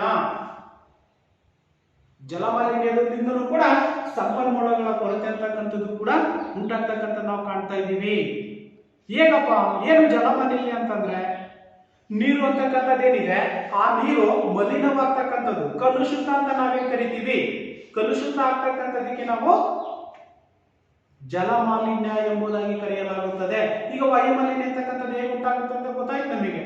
ಕೈಗಾರಿಕೆಗಳು ಮತ್ತು ದಟ್ಟವಾಗಿರ್ತಕ್ಕಂತಹ ವಾಹನಗಳ ಸಂಚಾರದಿಂದ ಅವು ಬಿಡ್ತಕ್ಕಂತಹ ಹೊಗೆಯಿಂದ ವಾಯು ಮಾಲಿನ್ಯ ಅಂತಕ್ಕಂಥದ್ದು ಉಂಟಾಗ್ತಕ್ಕಂಥ ನಾವು ಕಾಣ್ತಾ ಇದ್ದೀವಿ. ಅದೇ ರೀತಿಯಾಗಿ ಜಲ ಮಾಲಿನ್ಯ, ಸತ್ತ ಪ್ರಾಣಿಗಳನ್ನ ನೀರಿನಲ್ಲಿ ಹಾಕ್ತಕ್ಕಂಥದ್ದು ಅಥವಾ ಕೈಗಾರಿಕೆಗಳಿಂದ ಬಂದಿರತಕ್ಕಂಥ ತ್ಯಾಜ್ಯ ಏನಿದೆ, ವೇಸ್ಟೇಜ್ ಅಂತ ನಾವೇನ್ ಕರಿತೀವಿ, ಆ ತ್ಯಾಜ್ಯವನ್ನ ನೀರಿಗೆ ಹಾಯಿಸ್ತಕ್ಕಂಥದ್ದು, ನದಿ ನೀರಿಗೆ ಹಾಯಿಸ್ತಕ್ಕಂಥದ್ದು ಅಥವಾ ಕೆರೆ ಕೊಳಗಳಿಗೆ ಹಾಯಿಸ್ತಕ್ಕಂಥದ್ದು. ಅವಾಗ ಏನಾಗುತ್ತೆ? ಅಲ್ಲಿ ಇರ್ತಕ್ಕಂತಹ ಜಲಚರಗಳು ಅಂತ ನಾವೇನ್ ಕರಿತೀವಿ, ಮೀನುಗಳು, ಜಲಚರಗಳಂತಕ್ಕಂಥವು ನಶಿಸಿ ಹೋಗ್ತಕ್ಕಂಥ ನಾವು ಕಾಣ್ತೀವಿ. ಅವಾಗ ಅಲ್ಲಿ ಉತ್ಪಾದನೆ ಆಗ್ತಕ್ಕಂತಹ ಸಂಪನ್ಮೂಲ ಯಾವ್ದಾಗಿರುತ್ತೆ? ನಮಗೆ ಮೀನು ಆಗಿರುತ್ತೆ. ಆ ಸಂಪನ್ಮೂಲನೂ ಕೂಡ ಅಲ್ಲಿ ನಶಿಸಿ ಹೋಗ್ತಕ್ಕಂಥದ್ದನ್ನು ನಾವು ಗಮನಿಸಬಹುದಾಗಿದೆ ಮಕ್ಕಳೇ. ಅಥವಾ ಅರ್ಥ ಆಯ್ತಲ್ವಾ? ಹಾಗೇನೆ ಹಲವಾರು ಆ ಒಂದು ಜಲಚರಗಳಂತ ನಾವೇನ್ ಕರಿತೀವಿ, ಅವು ನಶಿಸಿ ಹೋಗ್ತಕ್ಕಂಥ ನಾವು ಕಾಣ್ತಿದ್ದೀವಿ. ಈ ರೀತಿಯಾಗಿ ಸಂಪನ್ಮೂಲಗಳ ಕೊರತೆ ಅಂತಕ್ಕಂಥದ್ದು ಉಂಟಾಗಿರ್ತಕ್ಕಂಥದ್ದನ್ನ ನಾವು ಗಮನಿಸಬಹುದಾಗಿದೆ ಅಲ್ವಾ? ಯಾವ್ಯಾವು? ಅಧಿಕ ಮಿತಿ ಮೀರಿದ ಜನಸಂಖ್ಯಾ ಪ್ರಮಾಣ ಅಂತಕ್ಕಂಥದ್ದು, ಹಾಗೇನೆ ಹೆಚ್ಚುತ್ತಿರುವ ಕೈಗಾರಿಕೆಗಳ ಪ್ರಮಾಣ, ಹಾಗೇನೆ ಮೂರನೇದಾಗಿರ್ತಕ್ಕಂಥದ್ದು ವಿಸ್ತರಣೆಯಾಗುತ್ತಿರುವ ನಗರ ಪ್ರದೇಶಗಳು, ಇನ್ನ ವಾಯು ಮಾಲಿನ್ಯ ಮತ್ತು ಜಲ ಮಾಲಿನ್ಯ. ಇವು ಸಂಪನ್ಮೂಲಗಳ ಕೊರತೆಗೆ ಪ್ರಮುಖವಾಗಿರ್ತಕ್ಕಂತಹ ಕಾರಣಗಳು ಅಥವಾ ಅಂಶಗಳಾಗಿರ್ತಕ್ಕಂಥದನ್ನು ನಾವು ಗಮನಿಸಬಹುದಾಗಿದೆ ಮಕ್ಕಳೇ. ಅರ್ಥ ಆಯ್ತಲ್ವಾ? ಇಷ್ಟು ಪ್ರಮುಖವಾಗಿರ್ತಕ್ಕಂಥದ್ದು. ನಂತರದ ನಾವು ನೋಡೋದಾದ್ರೆ ಸಂಪನ್ಮೂಲಗಳ ಕೊರತೆಯನ್ನ ತಡೆಗಟ್ಟತಕ್ಕಂತಹ ಕ್ರಮಗಳು. ಈಗೇನು ನಾವು ಸಂಪನ್ಮೂಲಗಳ ಕೊರತೆ ಅಂತಕ್ಕಂಥದ್ದೇನಿದೆ, ಆ ಸಂಪನ್ಮೂಲಗಳನ್ನ ಕೊರತೆಗೆ ಪ್ರಮುಖವಾಗಿರ್ತಕ್ಕಂಥ ಅಂಶಗಳನ್ನ ನಾವು ಗಮನಿಸಿದೀವಿ. ಅವುಗಳನ್ನ ತಡೆಗಟ್ಟತಕ್ಕಂತಹ ಸಂಪನ್ಮೂಲಗಳ ಕೊರತೆಯನ್ನ ತಡೆಗಟ್ಟತಕ್ಕಂತಹ ಕ್ರಮಗಳು ಏನೇನಿದಾವೆ, ಹೇಗೆ ನಾವು ಕ್ರಮಗಳನ್ನ ಕೈಗೊಂಡ್ರೆ, ನಿಯಮಗಳನ್ನ ಕೈಗೊಂಡ್ರೆ ಸಂಪನ್ಮೂಲಗಳ ಸದ್ಬಳಕೆಯನ್ನ ಮಾಡ್ಕೋಬಹುದಾಗಿದೆ ಅನ್ನೋದನ್ನ ಗಮನದಲ್ಲಿ ಇಟ್ಕೋಬೇಕಾಗುತ್ತೆ ಮಕ್ಕಳೇ. ಅರ್ಥ ಆಯ್ತಲ್ವಾ? ನೋಡೋಣ. ಎಸ್, ಮೊದಲಾಗಿರ್ತಕ್ಕಂಥದ್ದು ಸಂಪನ್ಮೂಲಗಳ ಹೊಸ ಮೂಲಗಳ ಪರಿಶೋಧನೆ ಮತ್ತು ಆವಿಷ್ಕಾರಗಳನ್ನ ಮಾಡ್ತಕ್ಕಂಥದ್ದು. ನೋಡಿ, ಸಂಪನ್ಮೂಲಗಳಂತಕ್ಕಂಥವೇನಿದ್ದಾವೆ ಇವುಗಳ ಕೊರತೆಯನ್ನ ತಡೆಗಟ್ಟತಕ್ಕಂಥ ಕ್ರಮವನ್ನ ನಾವು ಕೈಗೊಳ್ಳೋದಾದ್ರೆ ಏನ್ ಮಾಡ್ಬೇಕು? ನಾವು ಜನರಲ್ ಆಗಿ ಹೆಚ್ಚು ಹೆಚ್ಚು ಸಂಪನ್ಮೂಲಗಳನ್ನ ಬಳಕೆ ಮಾಡ್ತಕ್ಕಂಥದ್ದನ್ನ ಕಡಿಮೆ ಮಾಡಬೇಕು, ಅಥವಾ ಆ ಬಳಸಿರ್ತಕ್ಕಂಥ ಸಂಪನ್ಮೂಲಕ್ಕೆ ಪರ್ಯಾಯವಾಗಿ ಇನ್ನೊಂದು ಪರ್ಯಾಯ ವಸ್ತುವನ್ನ ನಾವು ಕಂಡುಹಿಡ್ಕೋಬೇಕಾಗುತ್ತೆ. ಹೌದಾ ಅಲ್ವಾ? ಎಸ್, ನೋಡೋಣ. ಮೊದಲಾಗಿರ್ತಕ್ಕಂಥದ್ದು ಸಂಪನ್ಮೂಲಗಳ ಹೊಸ ಮೂಲಗಳ ಪರಿಶೋಧನೆ ಅಥವಾ ಸಂಶೋಧನೆ ಅಂತ ನಾವೇನ್ ಕರಿತೀವಿ. ಪರಿಶೋಧನೆಯನ್ನ ಮಾಡ್ತಕ್ಕಂಥದ್ದು ಮತ್ತು ಆವಿಷ್ಕಾರವನ್ನ ಮಾಡ್ತಕ್ಕಂಥದ್ದು. ಹೊಸ ಹೊಸವುಗಳನ್ನ ನಾವು ಕಂಡುಹಿಡಿಬೇಕಾಗಿರ್ತಕ್ಕಂಥದ್ದು. ಬದಲಿ ವಸ್ತುಗಳು ಅಂತ ನಾವೇನ್ ಕರಿತೀವಿ, ಆ ಬದಲಿ ವಸ್ತುಗಳನ್ನ ನಾವು ಕಂಡುಹಿಡಿಬೇಕಾಗಿರ್ತಕ್ಕಂಥದ್ದು ಮಕ್ಕಳೇ. ಅರ್ಥ ಆಯ್ತಲ್ವಾ? ಇದು ಮೊದಲನೇದು ಸಂಪನ್ಮೂಲಗಳ ಹೊಸ ಮೂಲಗಳ ಪರಿಶೀಲನೆ ಮತ್ತು ಆವಿಷ್ಕಾರ. ಹೊಸ ಹೊಸ ಒಂದು ಸಂಪನ್ಮೂಲಗಳನ್ನ ಕಂಡುಹಿಡಿತಕ್ಕಂಥದ್ದು. ಇನ್ನು ಎರಡನೇದಾಗಿರ್ತಕ್ಕಂಥದ್ದು ಪರ್ಯಾಯ ಹಾಗೂ ಬದಲಿ ವಸ್ತುಗಳ ಆವಿಷ್ಕಾರ. ಈಗಿನ ಹೇಳಿದ್ವಿ ನಾವು, ಬದಲಿ ವಸ್ತುಗಳು ಯಾವ್ದಾದ್ರು ಒಂದು ಸಂಪನ್ಮೂಲವನ್ನ ನಾವು ಬಳಕೆ ಮಾಡ್ತಾ ಇದೀವಿ, ಅದು ಖಾಲಿ ಆಗ್ತಾ ಇದೆ ಅಂತಂದ್ರೆ ಅದಕ್ಕೆ ಪರ್ಯಾಯವಾಗಿರ್ತಕ್ಕಂಥದ್ದನ್ನು ಕೂಡ ನಾವು ಹುಡುಕ್ಬೇಕಾಗುತ್ತೆ ಮಕ್ಕಳೇ. ಇದು ಬಹಳಷ್ಟು ಮುಖ್ಯವಾಗಿರ್ತಕ್ಕಂಥದ್ದು, ಗಮನದಲ್ಲಿ ಇಟ್ಕೋಬೇಕು ನಾವು ಅಲ್ವಾ. ಹಾಗಾದ್ರೆ ಇಲ್ಲಿ ಪರ್ಯಾಯ ಹಾಗೂ ಬದಲಿ ವಸ್ತುಗಳ ಆವಿಷ್ಕಾರ, ಹೊಸ ಒಂದು ವಸ್ತುಗಳನ್ನ ನಾವು ಸಂಶೋಧನೆಯನ್ನ ಮಾಡಬೇಕು, ಕಂಡುಹಿಡಿಯಬೇಕಾಗಿರ್ತಕ್ಕಂಥದ್ದು. ಹೇಗಪ್ಪ ಅಂತಂದ್ರೆ ಕಲ್ಲಿದ್ದಲು ಅಂತಕ್ಕಂಥದ್ದಿದೆ, ಕಲ್ಲಿದ್ದಲು ಆಧಾರಿತ ಇಂಧನದ ಬದಲಾಗಿ ನಾವೇನು ಹಿಂದಿನ ಒಂದು ಸಂದರ್ಭಗಳಲ್ಲಿ ರೈಲುಗಳಿಗೆ ಹೆಚ್ಚಿನ ಪ್ರಮಾಣದಲ್ಲಿ ನಾವು ಏನನ್ನ ಬಳಕೆ ಮಾಡ್ತಾ ಇದ್ವಿ?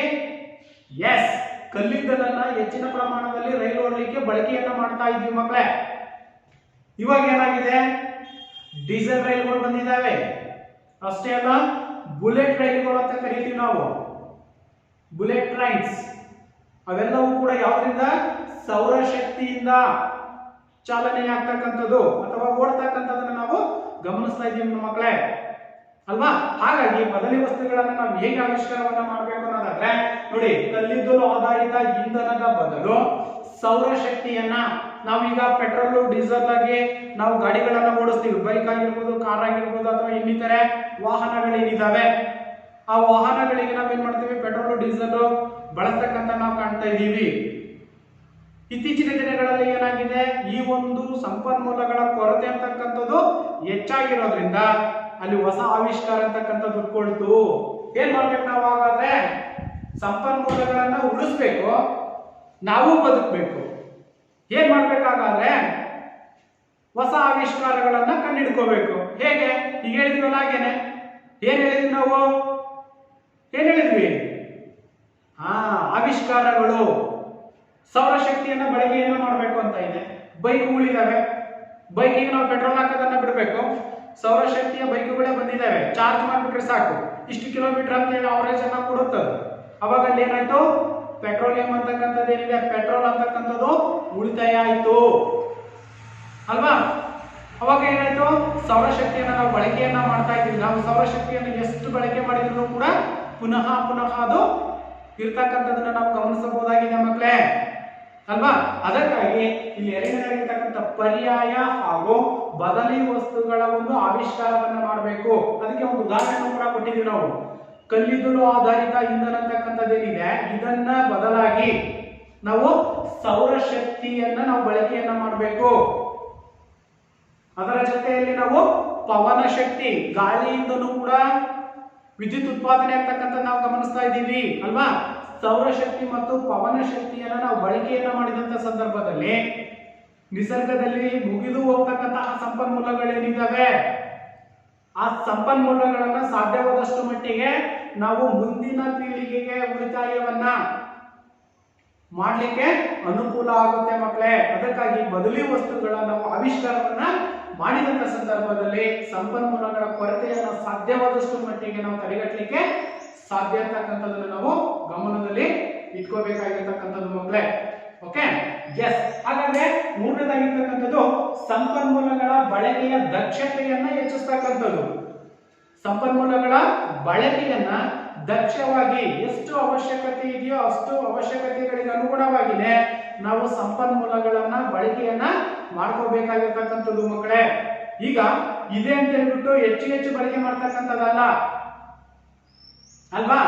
ಹೇಗಪ್ಪ ಅಂತಂದ್ರೆ ಈಗ ಸೌರಶಕ್ತಿ ಅಂತ ನಾವು ಉತ್ಪಾದನೆ ಮಾಡಿರ್ತಕ್ಕಂಥ ಶಕ್ತಿ ಅಂತಕ್ಕಂಥದ್ದೇನಿದೆ, ನೀರಿಂದ ಆಗಿರ್ಬೋದು ಅಥವಾ ಸೌರಶಕ್ತಿ ಆಗಿರ್ಬೋದು, ಅವಾಗ ಏನಾಗುತ್ತೆ? ನಾವು ಎಲ್ಲಿಗೋ ಮನೆಯಿಂದ ಆಚೆ ಹೋಗ್ತಾ ಇರ್ತೀವಿ, ಮರ್ತು ಬಿಡ್ತೀವಿ, ಲೈಟ್ ಆಫ್ ಮಾಡೋದನ್ನು ಕೂಡ ಮರ್ತು ಬಿಡ್ತೀವಿ ಅಲ್ವಾ. ಈ ರೀತಿಯಾಗಿ ವೇಸ್ಟ್ ಆಗ್ತಕ್ಕಂಥದ್ದೇನಿದೆ, ನಷ್ಟ ಆಗ್ತಕ್ಕಂಥದ್ದೇನಿದೆ, ಲಾಭವನ್ನು ನಾವು ಗಳಿಸಬೇಕೆ ಹೊರತು ನಷ್ಟಕ್ಕೆ ಯಾವತ್ತೂ ಕೂಡ ನಾವು ಅನುವನ್ನ ಮಾಡ್ಕೊಡ್ಬಾರ್ದು. ಅದಕ್ಕಾಗಿ ಇಲ್ಲಿ ಸಂಪನ್ಮೂಲಗಳ ಬಳಕೆಯ ದಕ್ಷತೆ ನಮಗೆ ಎಷ್ಟು ಅವಶ್ಯಕತೆ ಇದೆ. ಈಗ ನೀರು ಅಂತಕ್ಕಂಥದ್ದಿದೆ, ನೀರನ್ನ ನಾವು ಎಷ್ಟು ಪ್ರಮಾಣದಲ್ಲಿ ಬೇಕೋ ಅಷ್ಟೇ ಪ್ರಮಾಣದಲ್ಲಿ ನೀರನ್ನ ನಾವು ಬಳಕೆಯನ್ನ ಮಾಡ್ಕೋಬೇಕು. ಅದು ಬಿಟ್ಟು ಸುಮ್ಮನೆ ಹರಿಬಿಟ್ಬಿಟ್ರೆ ಏನಾಗುತ್ತೆ? ಅಲ್ಲಿ ಸಂಪನ್ಮೂಲದ ಕೊರತೆ ಅಂತಕ್ಕಂಥದ್ದು ಕೂಡ ಉಂಟಾಗುವ ಸಾಧ್ಯತೆ ಇರುತ್ತೆ. ಅದಕ್ಕೆ ಸಂಪನ್ಮೂಲಗಳ ಬಳಕೆಯ ದಕ್ಷತೆಯನ್ನ ಹೆಚ್ಚಿಸ್ತಕ್ಕಂಥದ್ದು. ಹಾಗಾಗಿ ಒಂದು ಉದಾಹರಣೆ ಕೊಟ್ಟಿದ್ದೀವಿ ನಾವು. 2 ಸ್ಟ್ರೋಕ್ ಬೈಕ್ ಅನ್ನ ತಗೊಳ್ಳುವ ಬದಲು ಅದಕ್ಕೆ ಪೆಟ್ರೋಲ್ ಅವು ಇವು ಹಾಕ್ಬೇಕಾಗುತ್ತೆ. ಪೆಟ್ರೋಲ್ ಅನ್ನ ಹಾಕಿ ನಾವು ಚಲಾವಣೆಯನ್ನ ಮಾಡ್ತಕ್ಕಂಥದ್ದು ನಾವು ಕಾಣ್ತಿದ್ದೀವಿ. 4 ಸ್ಟ್ರೋಕ್ ಬೈಕ್ಗಳಾದ್ರೆ ಕಡಿಮೆ ಇಂಧನವನ್ನ ಅಥವಾ ಸೌರಶಕ್ತಿಯನ್ನ ಅಥವಾ ಇನ್ನಿತರೆ ಯಾವುದಾದ್ರೂ ಒಂದು ಮೂಲಗಳಿಂದ ಆವಿಷ್ಕಾರಗಳನ್ನ ನಾವೇನ್ ಮಾಡ್ತಾ ಇದ್ದೀವಿ, ಅವುಗಳಿಂದ ಉತ್ಪಾದನಾ ಪ್ರಮಾಣ ಅಥವಾ ಅವುಗಳನ್ನ ಬಳಕೆ ಮಾಡ್ತಕ್ಕಂಥ ಪ್ರಮಾಣನೂ ಕೂಡ ಏನಾಗ್ತದೆ, ಇಲ್ಲಿ ಕಡಿಮೆ ಆಗ್ತದೆ. ಅವಾಗ ನಾವು ಸಂಪನ್ಮೂಲಗಳನ್ನ ತಡೆಗಟ್ಟಲಿಕ್ಕೆ ಸಾಧ್ಯ ಆಗುತ್ತಾ ಆಗಲ್ವಾ? ಹೌದಲ್ವಾ? ಎಸ್. ಹಾಗಾಗಿ ಇಲ್ಲಿ ಟೂ ಸ್ಟ್ರೋಕ್ ಬೈಕುಗಳು ಅಥವಾ ಕಾರುಗಳು ಅಂತಕ್ಕಂಥವೇನಿದಾವೆ ಅವುಗಳನ್ನ ನಾವು ಕಡಿಮೆ ಮಾಡಿ 4 ಸ್ಟ್ರೋಕ್ ವಾಹನಗಳೇನಿದಾವೆ ಅವುಗಳನ್ನ ನಾವು ಹೆಚ್ಚಿನ ಪ್ರಮಾಣದಲ್ಲಿ ದಕ್ಷತೆಯಿಂದ ಬಳಸಿದ್ದೆ ಆದ್ರೆ ನಾವು ಸಂಪನ್ಮೂಲಗಳನ್ನ ಸದುಪಯೋಗವನ್ನು ಪಡಿಸ್ಕೊಳ್ಳಿಕ್ಕೆ ಅಥವಾ ತಡೆಗಟ್ಟಲಿಕ್ಕೆ, ಸಂರಕ್ಷಣೆಯನ್ನು ಮಾಡಲಿಕ್ಕೆ ಸಾಧ್ಯವಾಗುತ್ತೆ ಮಕ್ಕಳೇ. ಹಾಗೇನೆ ಇನ್ನು 4ನೇದಾಗಿರ್ತಕ್ಕಂಥದ್ದು ಸಂಪನ್ಮೂಲಗಳ ಅಪಬಳಕೆಯನ್ನ ತಡೆಯಲು. ನೋಡಿ, ಸಂಪನ್ಮೂಲಗಳ ಅಪಬಳಕೆ ತಡೆಯಲು ಮತ್ತು ಮಾಲಿನ್ಯ ನಿಯಂತ್ರಣ ಸರ್ಕಾರದ ನಿಯಮಗಳು ಕಡ್ಡಾಯವಾಗಿರ್ತಕ್ಕಂಥದ್ದು. ಅರ್ಥಾಯ್ತಾ ಮಕ್ಕಳೇ? ಇದು ಬಹಳಷ್ಟು ಮುಖ್ಯವಾಗಿರ್ತಕ್ಕಂಥದ್ದು. ಸಂಪನ್ಮೂಲಗಳ ಅಪಬಳಕೆ, ಈಗ ನಾವ್ ಹೇಳಿದ್ವಲ್ಲ, ಅಗತ್ಯತೆಗಳಿಗೆ ಅನುಗುಣವಾಗಿ ಅಲ್ಲದೆ ನಾವು ಹೆಚ್ಚು ಸಂಪನ್ಮೂಲಗಳನ್ನ ಏನ್ ಮಾಡ್ತಾ ಇದೀವಿ, ಬಳಕೆಯನ್ನ ಮಾಡ್ತಾ ಇದೀವಿ. ಆ ಬಳಕೆಯನ್ನು ಮಾಡಿದಂತ ಸಂದರ್ಭದಲ್ಲಿ ಬರಿದಾಗ್ತಕ್ಕಂಥದ್ದನ್ನು ಕೂಡ ನಾವು ಗಮನಿಸಬಹುದಾಗಿದೆ. ಅಪಬಳಕೆ ಮಾಡ್ತಕ್ಕಂಥದನ್ನ ಕಡಿಮೆ ಮಾಡಬೇಕು. ಹಾಗೇನೆ ಮಾಲಿನ್ಯ ನಿಯಂತ್ರಣ ಸರ್ಕಾರದ ನಿಯಮಗಳು ಅಂತಕ್ಕಂಥವೇನಿದಾವೆ ಆ ನಿಯಮಗಳಿಗೆ ಒಳಪಟ್ಟಿರಬೇಕು. ನೋಡಿ, ಸೌರಶಕ್ತಿಯ ವಾಹನ ಅಂತಕ್ಕಂಥವೇನ್ ಬಂದಿದ್ದಾವೆ ಬೈಕುಗಳು, ಆ ಬೈಕುಗಳನ್ನ ತಗೊಂಡಂತ ಸಂದರ್ಭದಲ್ಲಿ ಮಾಲಿನ್ಯ ಪ್ರಮಾಣ ಅಂತಕ್ಕಂಥದ್ದು ಏನಾಗಿರುತ್ತೆ, ಅಲ್ಲಿ ಮಾಲಿನ್ಯ ಅಂತಕ್ಕಂಥದ್ದು ಉಂಟಾಗದೇ ಇಲ್ಲ, ಮಾಲಿನ್ಯ ಉಂಟಾಗ್ಲಿಕ್ಕೆ ಸಾಧ್ಯನೇ ಇಲ್ಲ ಅಲ್ವಾ? ಹಾಗಾಗಿ ಇಲ್ಲಿ ಸಂಪನ್ಮೂಲಗಳ ಅಪಬಳಕೆಯನ್ನ ತಡೆಯಲು ಮತ್ತು ಮಾಲಿನ್ಯ ನಿಯಂತ್ರಣ ಸರ್ಕಾರದ ನಿಯಮಗಳನ್ನು ನಾವು ಪಾಲಿಸಿದಾಗ ಸಂಪನ್ಮೂಲಗಳ ಕೊರತೆಯನ್ನು ನಾವು ಕಡಿಮೆ ಮಾಡಲಿಕ್ಕೆ ಸಾಧ್ಯತೆ ಅಂತಕ್ಕಂಥದನ್ನ ಗಮನಿಸಬಹುದು ಮಕ್ಕಳೇ. ಹಾಗೇನೆ 5ನೇದು, ದಿನನಿತ್ಯದ ಚಟುವಟಿಕೆಗಳಲ್ಲಿ ಸಂರಕ್ಷಿಸಿ ಮತ್ತು ಮಾಲಿನ್ಯ ಕಡಿಮೆಗೊಳಿಸುವಂತ ಕ್ರಮ ಅಳವಡಿಸಿಕೊಳ್ಳುವ ಸಲುವಾಗಿ ಜನರನ್ನ ಜಾಗೃತಗೊಳಿಸಬೇಕು. ಅವುಗಳ ಹರಿವನ್ನ ಮೂಡಿಸಬೇಕು. ನಾವು ಟಿವಿಯಲ್ಲಿ ಅದರಲ್ಲೆಲ್ಲ ಅಡ್ವರ್ಟೈಸ್ ಬರುತ್ತೆ, ಗೊತ್ತಿರ್ಬೇಕು ನಿಮಗೆ. ನೀರನ್ನ ಮಿತವಾಗಿ ಬಳಸಿ, ಸಂಪನ್ಮೂಲಗಳನ್ನ ಮಿತವಾಗಿ ಬಳಸಿ, ಪ್ರತಿಯೊಬ್ಬರಿಗೂ ಕೂಡ ಜಾಗೃತಿಯನ್ನು ಮೂಡಿಸಬೇಕು. ಸಂಪನ್ಮೂಲಗಳು ಎಷ್ಟು ನಮಗೆ ಅವಶ್ಯಕವಾಗಿದ್ದಾವೆ, ಆ ಸಂಪನ್ಮೂಲಗಳನ್ನ ಎಷ್ಟು ಪ್ರಮಾಣದಲ್ಲಿ ನಾವು ಬಳಕೆಯನ್ನ ಮಾಡ್ಕೋಬೇಕು ಅನ್ನೋದನ್ನ ಪ್ರತಿಯೊಬ್ಬರಿಗೂ ಕೂಡ ನಾವು ಜಾಗೃತಿಯನ್ನ ಮೂಡಿಸಿದಾಗ ಸಂಪನ್ಮೂಲಗಳ ಕೊರತೆಯನ್ನ ನಾವು ತಡೆಗಟ್ಟಲಿಕ್ಕೆ ಸಾಧ್ಯ ಅಂತಕ್ಕಂಥದ್ದನ್ನು ಕೂಡ ಗಮನದಲ್ಲಿ ಇಟ್ಕೋಬೇಕಾಗುತ್ತೆ ಮಕ್ಕಳೇ, ಅಲ್ವಾ? ನೋಡಿ, ಇವು ಪ್ರಮುಖವಾಗಿರ್ತಕ್ಕಂಥ ಸಂಪನ್ಮೂಲಗಳ ಕೊರತೆಯನ್ನ ತಡೆಗಟ್ಟುವ ಕ್ರಮಗಳಾಗಿರ್ತಕ್ಕಂಥವು ಅಲ್ವಾ? ಹಾಗಾದ್ರೆ ನಂತರದಲ್ಲಿ ಸಂಪನ್ಮೂಲಗಳ ಸಂರಕ್ಷಣೆ ಎಂದರೇನು? It is the protection of resource. ಸಂಪನ್ಮೂಲಗಳ ಸಂರಕ್ಷಣೆಯನ್ನು ನಾವು ಹೇಗೆ ಮಾಡಬೇಕಾಗುತ್ತೆ? ಸಂಪನ್ಮೂಲಗಳ ಬಳಕೆಯನ್ನು ಕಡಿಮೆ ಮಾಡಿ ಅವುಗಳನ್ನ ನ್ಯಾಯೋಚಿತ ಬಳಕೆಯನ್ನು ಸಮತೋಲನ ಕಾಯ್ದುಕೊಳ್ಳಬಹುದಾಗಿದೆ ಅಲ್ವಾ? ನೋಡಿ, ಸಂಪನ್ಮೂಲಗಳ ಅಪಬಳಕೆಯನ್ನ ಅಂದ್ರೆ ಹೆಚ್ಚು ನಾವು ಏನ್ ಸಂಪನ್ಮೂಲಗಳನ್ನ ಬಳಕೆ ಮಾಡ್ತಾ ಇದೀವಿ ಸಾಧ್ಯವಾದಷ್ಟು ಕೂಡ ಅವಶ್ಯಕತೆಗಳಿಗೆ ಅನುಗುಣವಾಗಿ ನಾವು ಸಂಪನ್ಮೂಲಗಳನ್ನ ಬಳಕೆಯನ್ನ ಮಾಡ್ಕೋಬೇಕು. ಅವುಗಳ ನ್ಯಾಯೋಚಿತ ಬಳಕೆಯನ್ನ ಎಷ್ಟು ಅವಶ್ಯಕತೆ ಇದೆಯೋ ಅವಶ್ಯಕತೆಗಳಿಗೆ ಅನುಗುಣವಾಗಿನೇ ಸಂಪನ್ಮೂಲಗಳನ್ನು ನಾವು ಬಳಕೆಯನ್ನ ಮಾಡ್ಕೋಬೇಕು. ಆಗ ಆ ಬಳಕೆಯನ್ನ ಸಮತೋಲನತೆಯಲ್ಲಿ ನಾವು ಇಟ್ಕೊಳ್ಳಿಕ್ಕೆ ಯಾವುದನ್ನ ಸಂಪನ್ಮೂಲಗಳನ್ನ ಸಮತೋಲನತೆಯನ್ನ ಕಾಪಾಡಿಕೊಳ್ಳಿಕ್ಕೆ ಸಾಧ್ಯವಾಗುತ್ತೆ ಮಕ್ಕಳೇ, ಅಲ್ವಾ? ಎಸ್. ಹಾಗಾದ್ರೆ ಮಾನವ ಜನಾಂಗದ ಈಗಿನ ಪೀಳಿಗೆಯ ಆಕಾಂಕ್ಷೆಗಳನ್ನು ಈಡೇರಿಸುವ ಹಾಗೂ ಮುಂದಿನ ಪೀಳಿಗೆಯ ಜನಾಂಗದ ನೋಡಿ ಮುಂದಿನ ಪೀಳಿಗೆಯವರ ಅಭಿಷ್ಟಗಳನ್ನ ಪೂರೈಸಲು ಸಾಧನವಾಗುವಂತೆ ಈ ಒಂದು ಜೀವಗೋಳವನ್ನ ನಿರ್ವಹಿಸುವ ಕ್ರಮಗಳು ಎಂದು ಸಂರಕ್ಷಣೆಯನ್ನು ನಾವು ವ್ಯಾಖ್ಯಾನಿಸಲಾಗಿದೆ. ನೋಡಿ, ಇಲ್ಲಿ ಒಂದು ಸುಲಭವಾಗಿರ್ತಕ್ಕಂಥ ಅರ್ಥವನ್ನ ಕೊಟ್ಟಿದ್ದಾರೆ. ಮಾನವ ಜನಾಂಗದ ಈಗಿನ ಪೀಳಿಗೆಯ ಆಕಾಂಕ್ಷೆಗಳು, ಈಗ ಇರ್ತಕ್ಕಂಥ ಜನರ ಆಕಾಂಕ್ಷೆಗಳು ಅಂದ್ರೆ ಮಾನವನ ಬಯಕೆಗಳು ಅಂತಕ್ಕಂಥವೇನಿದ್ದಾವೆ ಆ ಮಾನವನ ಬಯಕೆಗಳು ಈಗಿನ ಪೀಳಿಗೆಯ ಆಕಾಂಕ್ಷೆಗಳನ್ನ ಈಡೇರಿಸುವ ಹಾಗೂ ನೋಡಿ ಸಂಪನ್ಮೂಲಗಳಿದ್ದಾವೆ, ಈಗ ಮಾನವನ ಬಯಕೆಗಳನ್ನು ಕೂಡ ಈಡೇರಿಸಬೇಕು. ಅದರ ಜೊತೆಯಲ್ಲಿ ಮುಂದಿನ ಪೀಳಿಗೆ ಮುಂದೆ ಬರ್ತಕ್ಕಂಥ ಜನಾಂಗಕ್ಕೂ ಕೂಡ ನಾವು ಸಂಪನ್ಮೂಲಗಳನ್ನ ಉಳಿಸ್ಬೇಕು. ಅದನ್ನೇ ಇಲ್ಲಿ ಮುಂದಿನ ಪೀಳಿಗೆಯವರ ಅಭಿಷ್ಟಗಳು, ಅವರ ಅಭಿಲಾಷೆ ಅಂತಕ್ಕಂಥದ್ದು, ಅವರ ಬಯಕೆ ನಮ್ಗಿಂತ ಹೆಚ್ಚಾಗಿರ್ಬೋದು ಅಲ್ವಾ? ಆ ಸಂಪನ್ಮೂಲಗಳ ಒಂದು ತಿಳುವಳಿಕೆ ಅಂತಕ್ಕಂಥದನ್ನ ನಾವು ಅವರಿಗೆ ಮುಂದಿನ ಪೀಳಿಗೆಗೆ ಮನದಟ್ಟನ್ನ ಮಾಡಬೇಕು. ಅಭಿಷ್ಟಗಳನ್ನು ಪೂರೈಸಲು ಸಾಧನವಾಗುವಂತೆ ಈ ಒಂದು ಜೀವಗೋಳವನ್ನ, ಯಾವುದು ಜೀವಗೋಳ ಅಂದ್ರೆ ಯಾವ್ದು ಕರಿತೀವಿ ನಾವು? ಎಸ್, ಭೂಮಿ. ಎಲ್ಲಾ ಗ್ರಹಗಳಿಗಲ್ಲೂ ಕೂಡ ಜೀವಿಗಳು ಅಂತಕ್ಕಂಥವಿಲ್ಲ, ಆದ್ರೆ ಭೂಮಿಯಲ್ಲಿ ಮಾತ್ರ ಭೂಮಿಯೇ ಏಕೈಕ ಜೀವಗೋಳ. ಎಲ್ಲಾ ಜೀವರಾಶಿಗಳು ವಾಸ ಮಾಡ್ತಕ್ಕಂಥದ್ದಲ್ಲಿ ಭೂಮಿಯಲ್ಲಿ. ಅದನ್ನೇ ನಾವೇನಂತ ಕರಿತೀವಿ? ಜೀವಗೋಳವನ್ನ ನಾವು ಗಮನಿಸ್ತಾ ಇದ್ದೀವಿ. ಜೀವಗೋಳವನ್ನ ನಿರ್ವಹಿಸುವ ಕ್ರಮಗಳು ಎಂದು ಸಂರಕ್ಷಣೆಯನ್ನು ನಾವು ವ್ಯಾಖ್ಯಾನಿಸಲಾಗಿದೆ. ಈ ಭೂಮಿಯ ಮೇಲಿರ್ತಕ್ಕಂಥ ಎಲ್ಲಾ ಜೀವರಾಶಿಗಳಿಗೂ ಪ್ರಮುಖವಾಗಿ ಸಂಪನ್ಮೂಲಗಳಂತಕ್ಕಂಥವು ಅತ್ಯವಶ್ಯಕವಾಗಿರ್ತಕ್ಕಂಥದ್ದು. ಹಾಗಾಗಿ ಸಂಪನ್ಮೂಲಗಳನ್ನ ನಾವು ಸಮರ್ಪಕವಾಗಿ ಬಳಕೆಯನ್ನ ಮಾಡ್ಕೋಬೇಕು ಮಕ್ಕಳೇ. ಅರ್ಥ ಆಯ್ತಲ್ವಾ? ಇಷ್ಟು ಪ್ರಮುಖವಾಗಿರ್ತಕ್ಕಂತಹ ನೈಸರ್ಗಿಕ ಸಂಪನ್ಮೂಲಗಳಲ್ಲಿ ಬರ್ತಕ್ಕಂತಹ ಪ್ರಮುಖ ಅಂಶಗಳು. ಒಂದು ನೋಡಿ, ನೈಸರ್ಗಿಕ ಸಂಪನ್ಮೂಲಗಳು ಅಂದ್ರೆ ಏನು, ನೈಸರ್ಗಿಕ ಸಂಪನ್ಮೂಲಗಳು ಎಂದರೇನು, ಅದರಲ್ಲಿ ಬರ್ತಕ್ಕಂತಹ ಅಂಶಗಳು. ಹಾಗೇನೆ ನೈಸರ್ಗಿಕ ಸಂಪನ್ಮೂಲಗಳಲ್ಲಿ ಎರಡು ವಿಧಗಳನ್ನ ನಾವು ಗಮನಿಸಿದ್ವಿ ಅಲ್ವಾ? ಮುಗಿದು ಹೋಗುವ ಸಂಪನ್ಮೂಲಗಳು, ಮುಗಿಯದ ಸಂಪನ್ಮೂಲಗಳು. ಅದೇ ನಿಟ್ಟಿನಲ್ಲಿ ನಾವು ನೈಸರ್ಗಿಕ ಸಂಪನ್ಮೂಲಗಳಲ್ಲಿ ಮತ್ತು ಎರಡು ವಿಧಗಳನ್ನ ಕಾಣ್ತೀವಿ: ಜೈವಿಕ ಸಂಪನ್ಮೂಲಗಳು ಮತ್ತು ಅಜೈವಿಕ ಸಂಪನ್ಮೂಲಗಳು ಅಲ್ವಾ? ಹಾಗೇನೆ ನಾವು ಸಂಪನ್ಮೂಲಗಳ ಕೊರತೆಯನ್ನ ತಡೆಗಟ್ಟಲು ಕೈಗೊಂಡಿರ್ತಕ್ಕಂತಹ ಕ್ರಮಗಳು ಏನು ಅನ್ನೋದನ್ನು ಕೂಡ ತಿಳ್ಕೊಂಡ್ವಿ. ಅದರ ಜೊತೆಯಲ್ಲಿ ಸಂಪನ್ಮೂಲಗಳ ಸಂರಕ್ಷಣೆ ಎಂದರೇನು, ಇಷ್ಟು ಅಂಶಗಳನ್ನ ನಾವು ಈ ಒಂದು ಅವಧಿಯಲ್ಲಿ ಅಧ್ಯಯನವನ್ನ ಮಾಡಿದ್ದೀವಿ ಮಕ್ಕಳೇ. ಇನ್ನ ಪ್ರಮುಖವಾಗಿರ್ತಕ್ಕಂಥ ಅಂಶಗಳನ್ನ ನಾವು ಮುಂದಿನ ತರಗತಿಯಲ್ಲಿ ನಾವು ತಿಳ್ಕೊಳ್ಳೋಣ ಮಕ್ಕಳೇ. ಅರ್ಥ ಆಯ್ತಲ್ವಾ? ಹಾಗಾದ್ರೆ ನಾಳಿನ ಒಂದು ಗೃಹ ಪಾಠಕ್ಕೆ ಸಂಬಂಧಪಟ್ಟಿರ್ತಕ್ಕಂತಹ ಕೆಲವೊಂದು ಪ್ರಶ್ನೆಗಳನ್ನು ನೀವು ಬರ್ಕೊಳ್ಳಿ.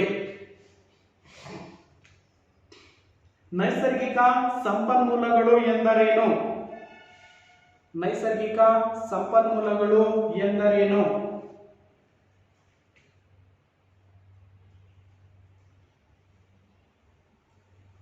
ಹಾಗೇನೆ ನೈಸರ್ಗಿಕ ಸಂಪನ್ಮೂಲಗಳಲ್ಲಿ ಎಷ್ಟು ವಿಧ? ನೈಸರ್ಗಿಕ ಸಂಪನ್ಮೂಲಗಳಲ್ಲಿ ಎಷ್ಟು ವಿಧ? ಅವು ಯಾವುವು? ನೈಸರ್ಗಿಕ ಸಂಪನ್ಮೂಲಗಳಲ್ಲಿ ಎಷ್ಟು ವಿಧ? ಅವು ಯಾವುವು? ಹಾಗೇನೆ ಮುಗಿದು ಹೋಗುವ ಮತ್ತು ಮುಗಿಯದ ಸಂಪನ್ಮೂಲಗಳನ್ನ ಪಟ್ಟಿ ಮಾಡಿ. ಮುಗಿದು ಹೋಗುವ ಮತ್ತು ಮುಗಿಯದ ಸಂಪನ್ಮೂಲಗಳನ್ನ ಪಟ್ಟಿ ಮಾಡಿ. ಹಾಗೇನೆ ಸಂಪನ್ಮೂಲಗಳ ಕೊರತೆಯನ್ನ ತಡೆಗಟ್ಟುವ ಕ್ರಮಗಳಾವುವು? ಸಂಪನ್ಮೂಲಗಳ ಕೊರತೆಯನ್ನ ತಡೆಗಟ್ಟಲು ಇರುವ ಕ್ರಮಗಳು ಯಾವುವು? ಕೊನೆಯದಾಗಿರ್ತಕ್ಕಂಥ ಪ್ರಶ್ನೆ, ಸಂಪನ್ಮೂಲಗಳ ಸಂರಕ್ಷಣೆ ಎಂದರೇನು? ಸಂಪನ್ಮೂಲಗಳ ಸಂರಕ್ಷಣೆ ಎಂದರೇನು? ಅರ್ಥ ಆಯ್ತಲ್ಲ ಮಕ್ಕಳೇ? ನಾಳೆ ಇಷ್ಟು ಪ್ರಶ್ನೆಗಳಿಗೂ ಕೂಡ ನೀವು ಗೃಹ ಪಾಠಕ್ಕೆ ಸಂಬಂಧಪಟ್ಟಂತೆ ಉತ್ತರಗಳನ್ನು ನೀವು ಬರ್ಕೊಂಡ್ಬರಬೇಕಾಗುತ್ತೆ ಮಕ್ಕಳೇ. ಅರ್ಥ ಆಗಿದೆಯಲ್ವಾ? ಅರ್ಥ ಆಗಿದೆಯಲ್ಲ? ಎಸ್, ಧನ್ಯವಾದಗಳು.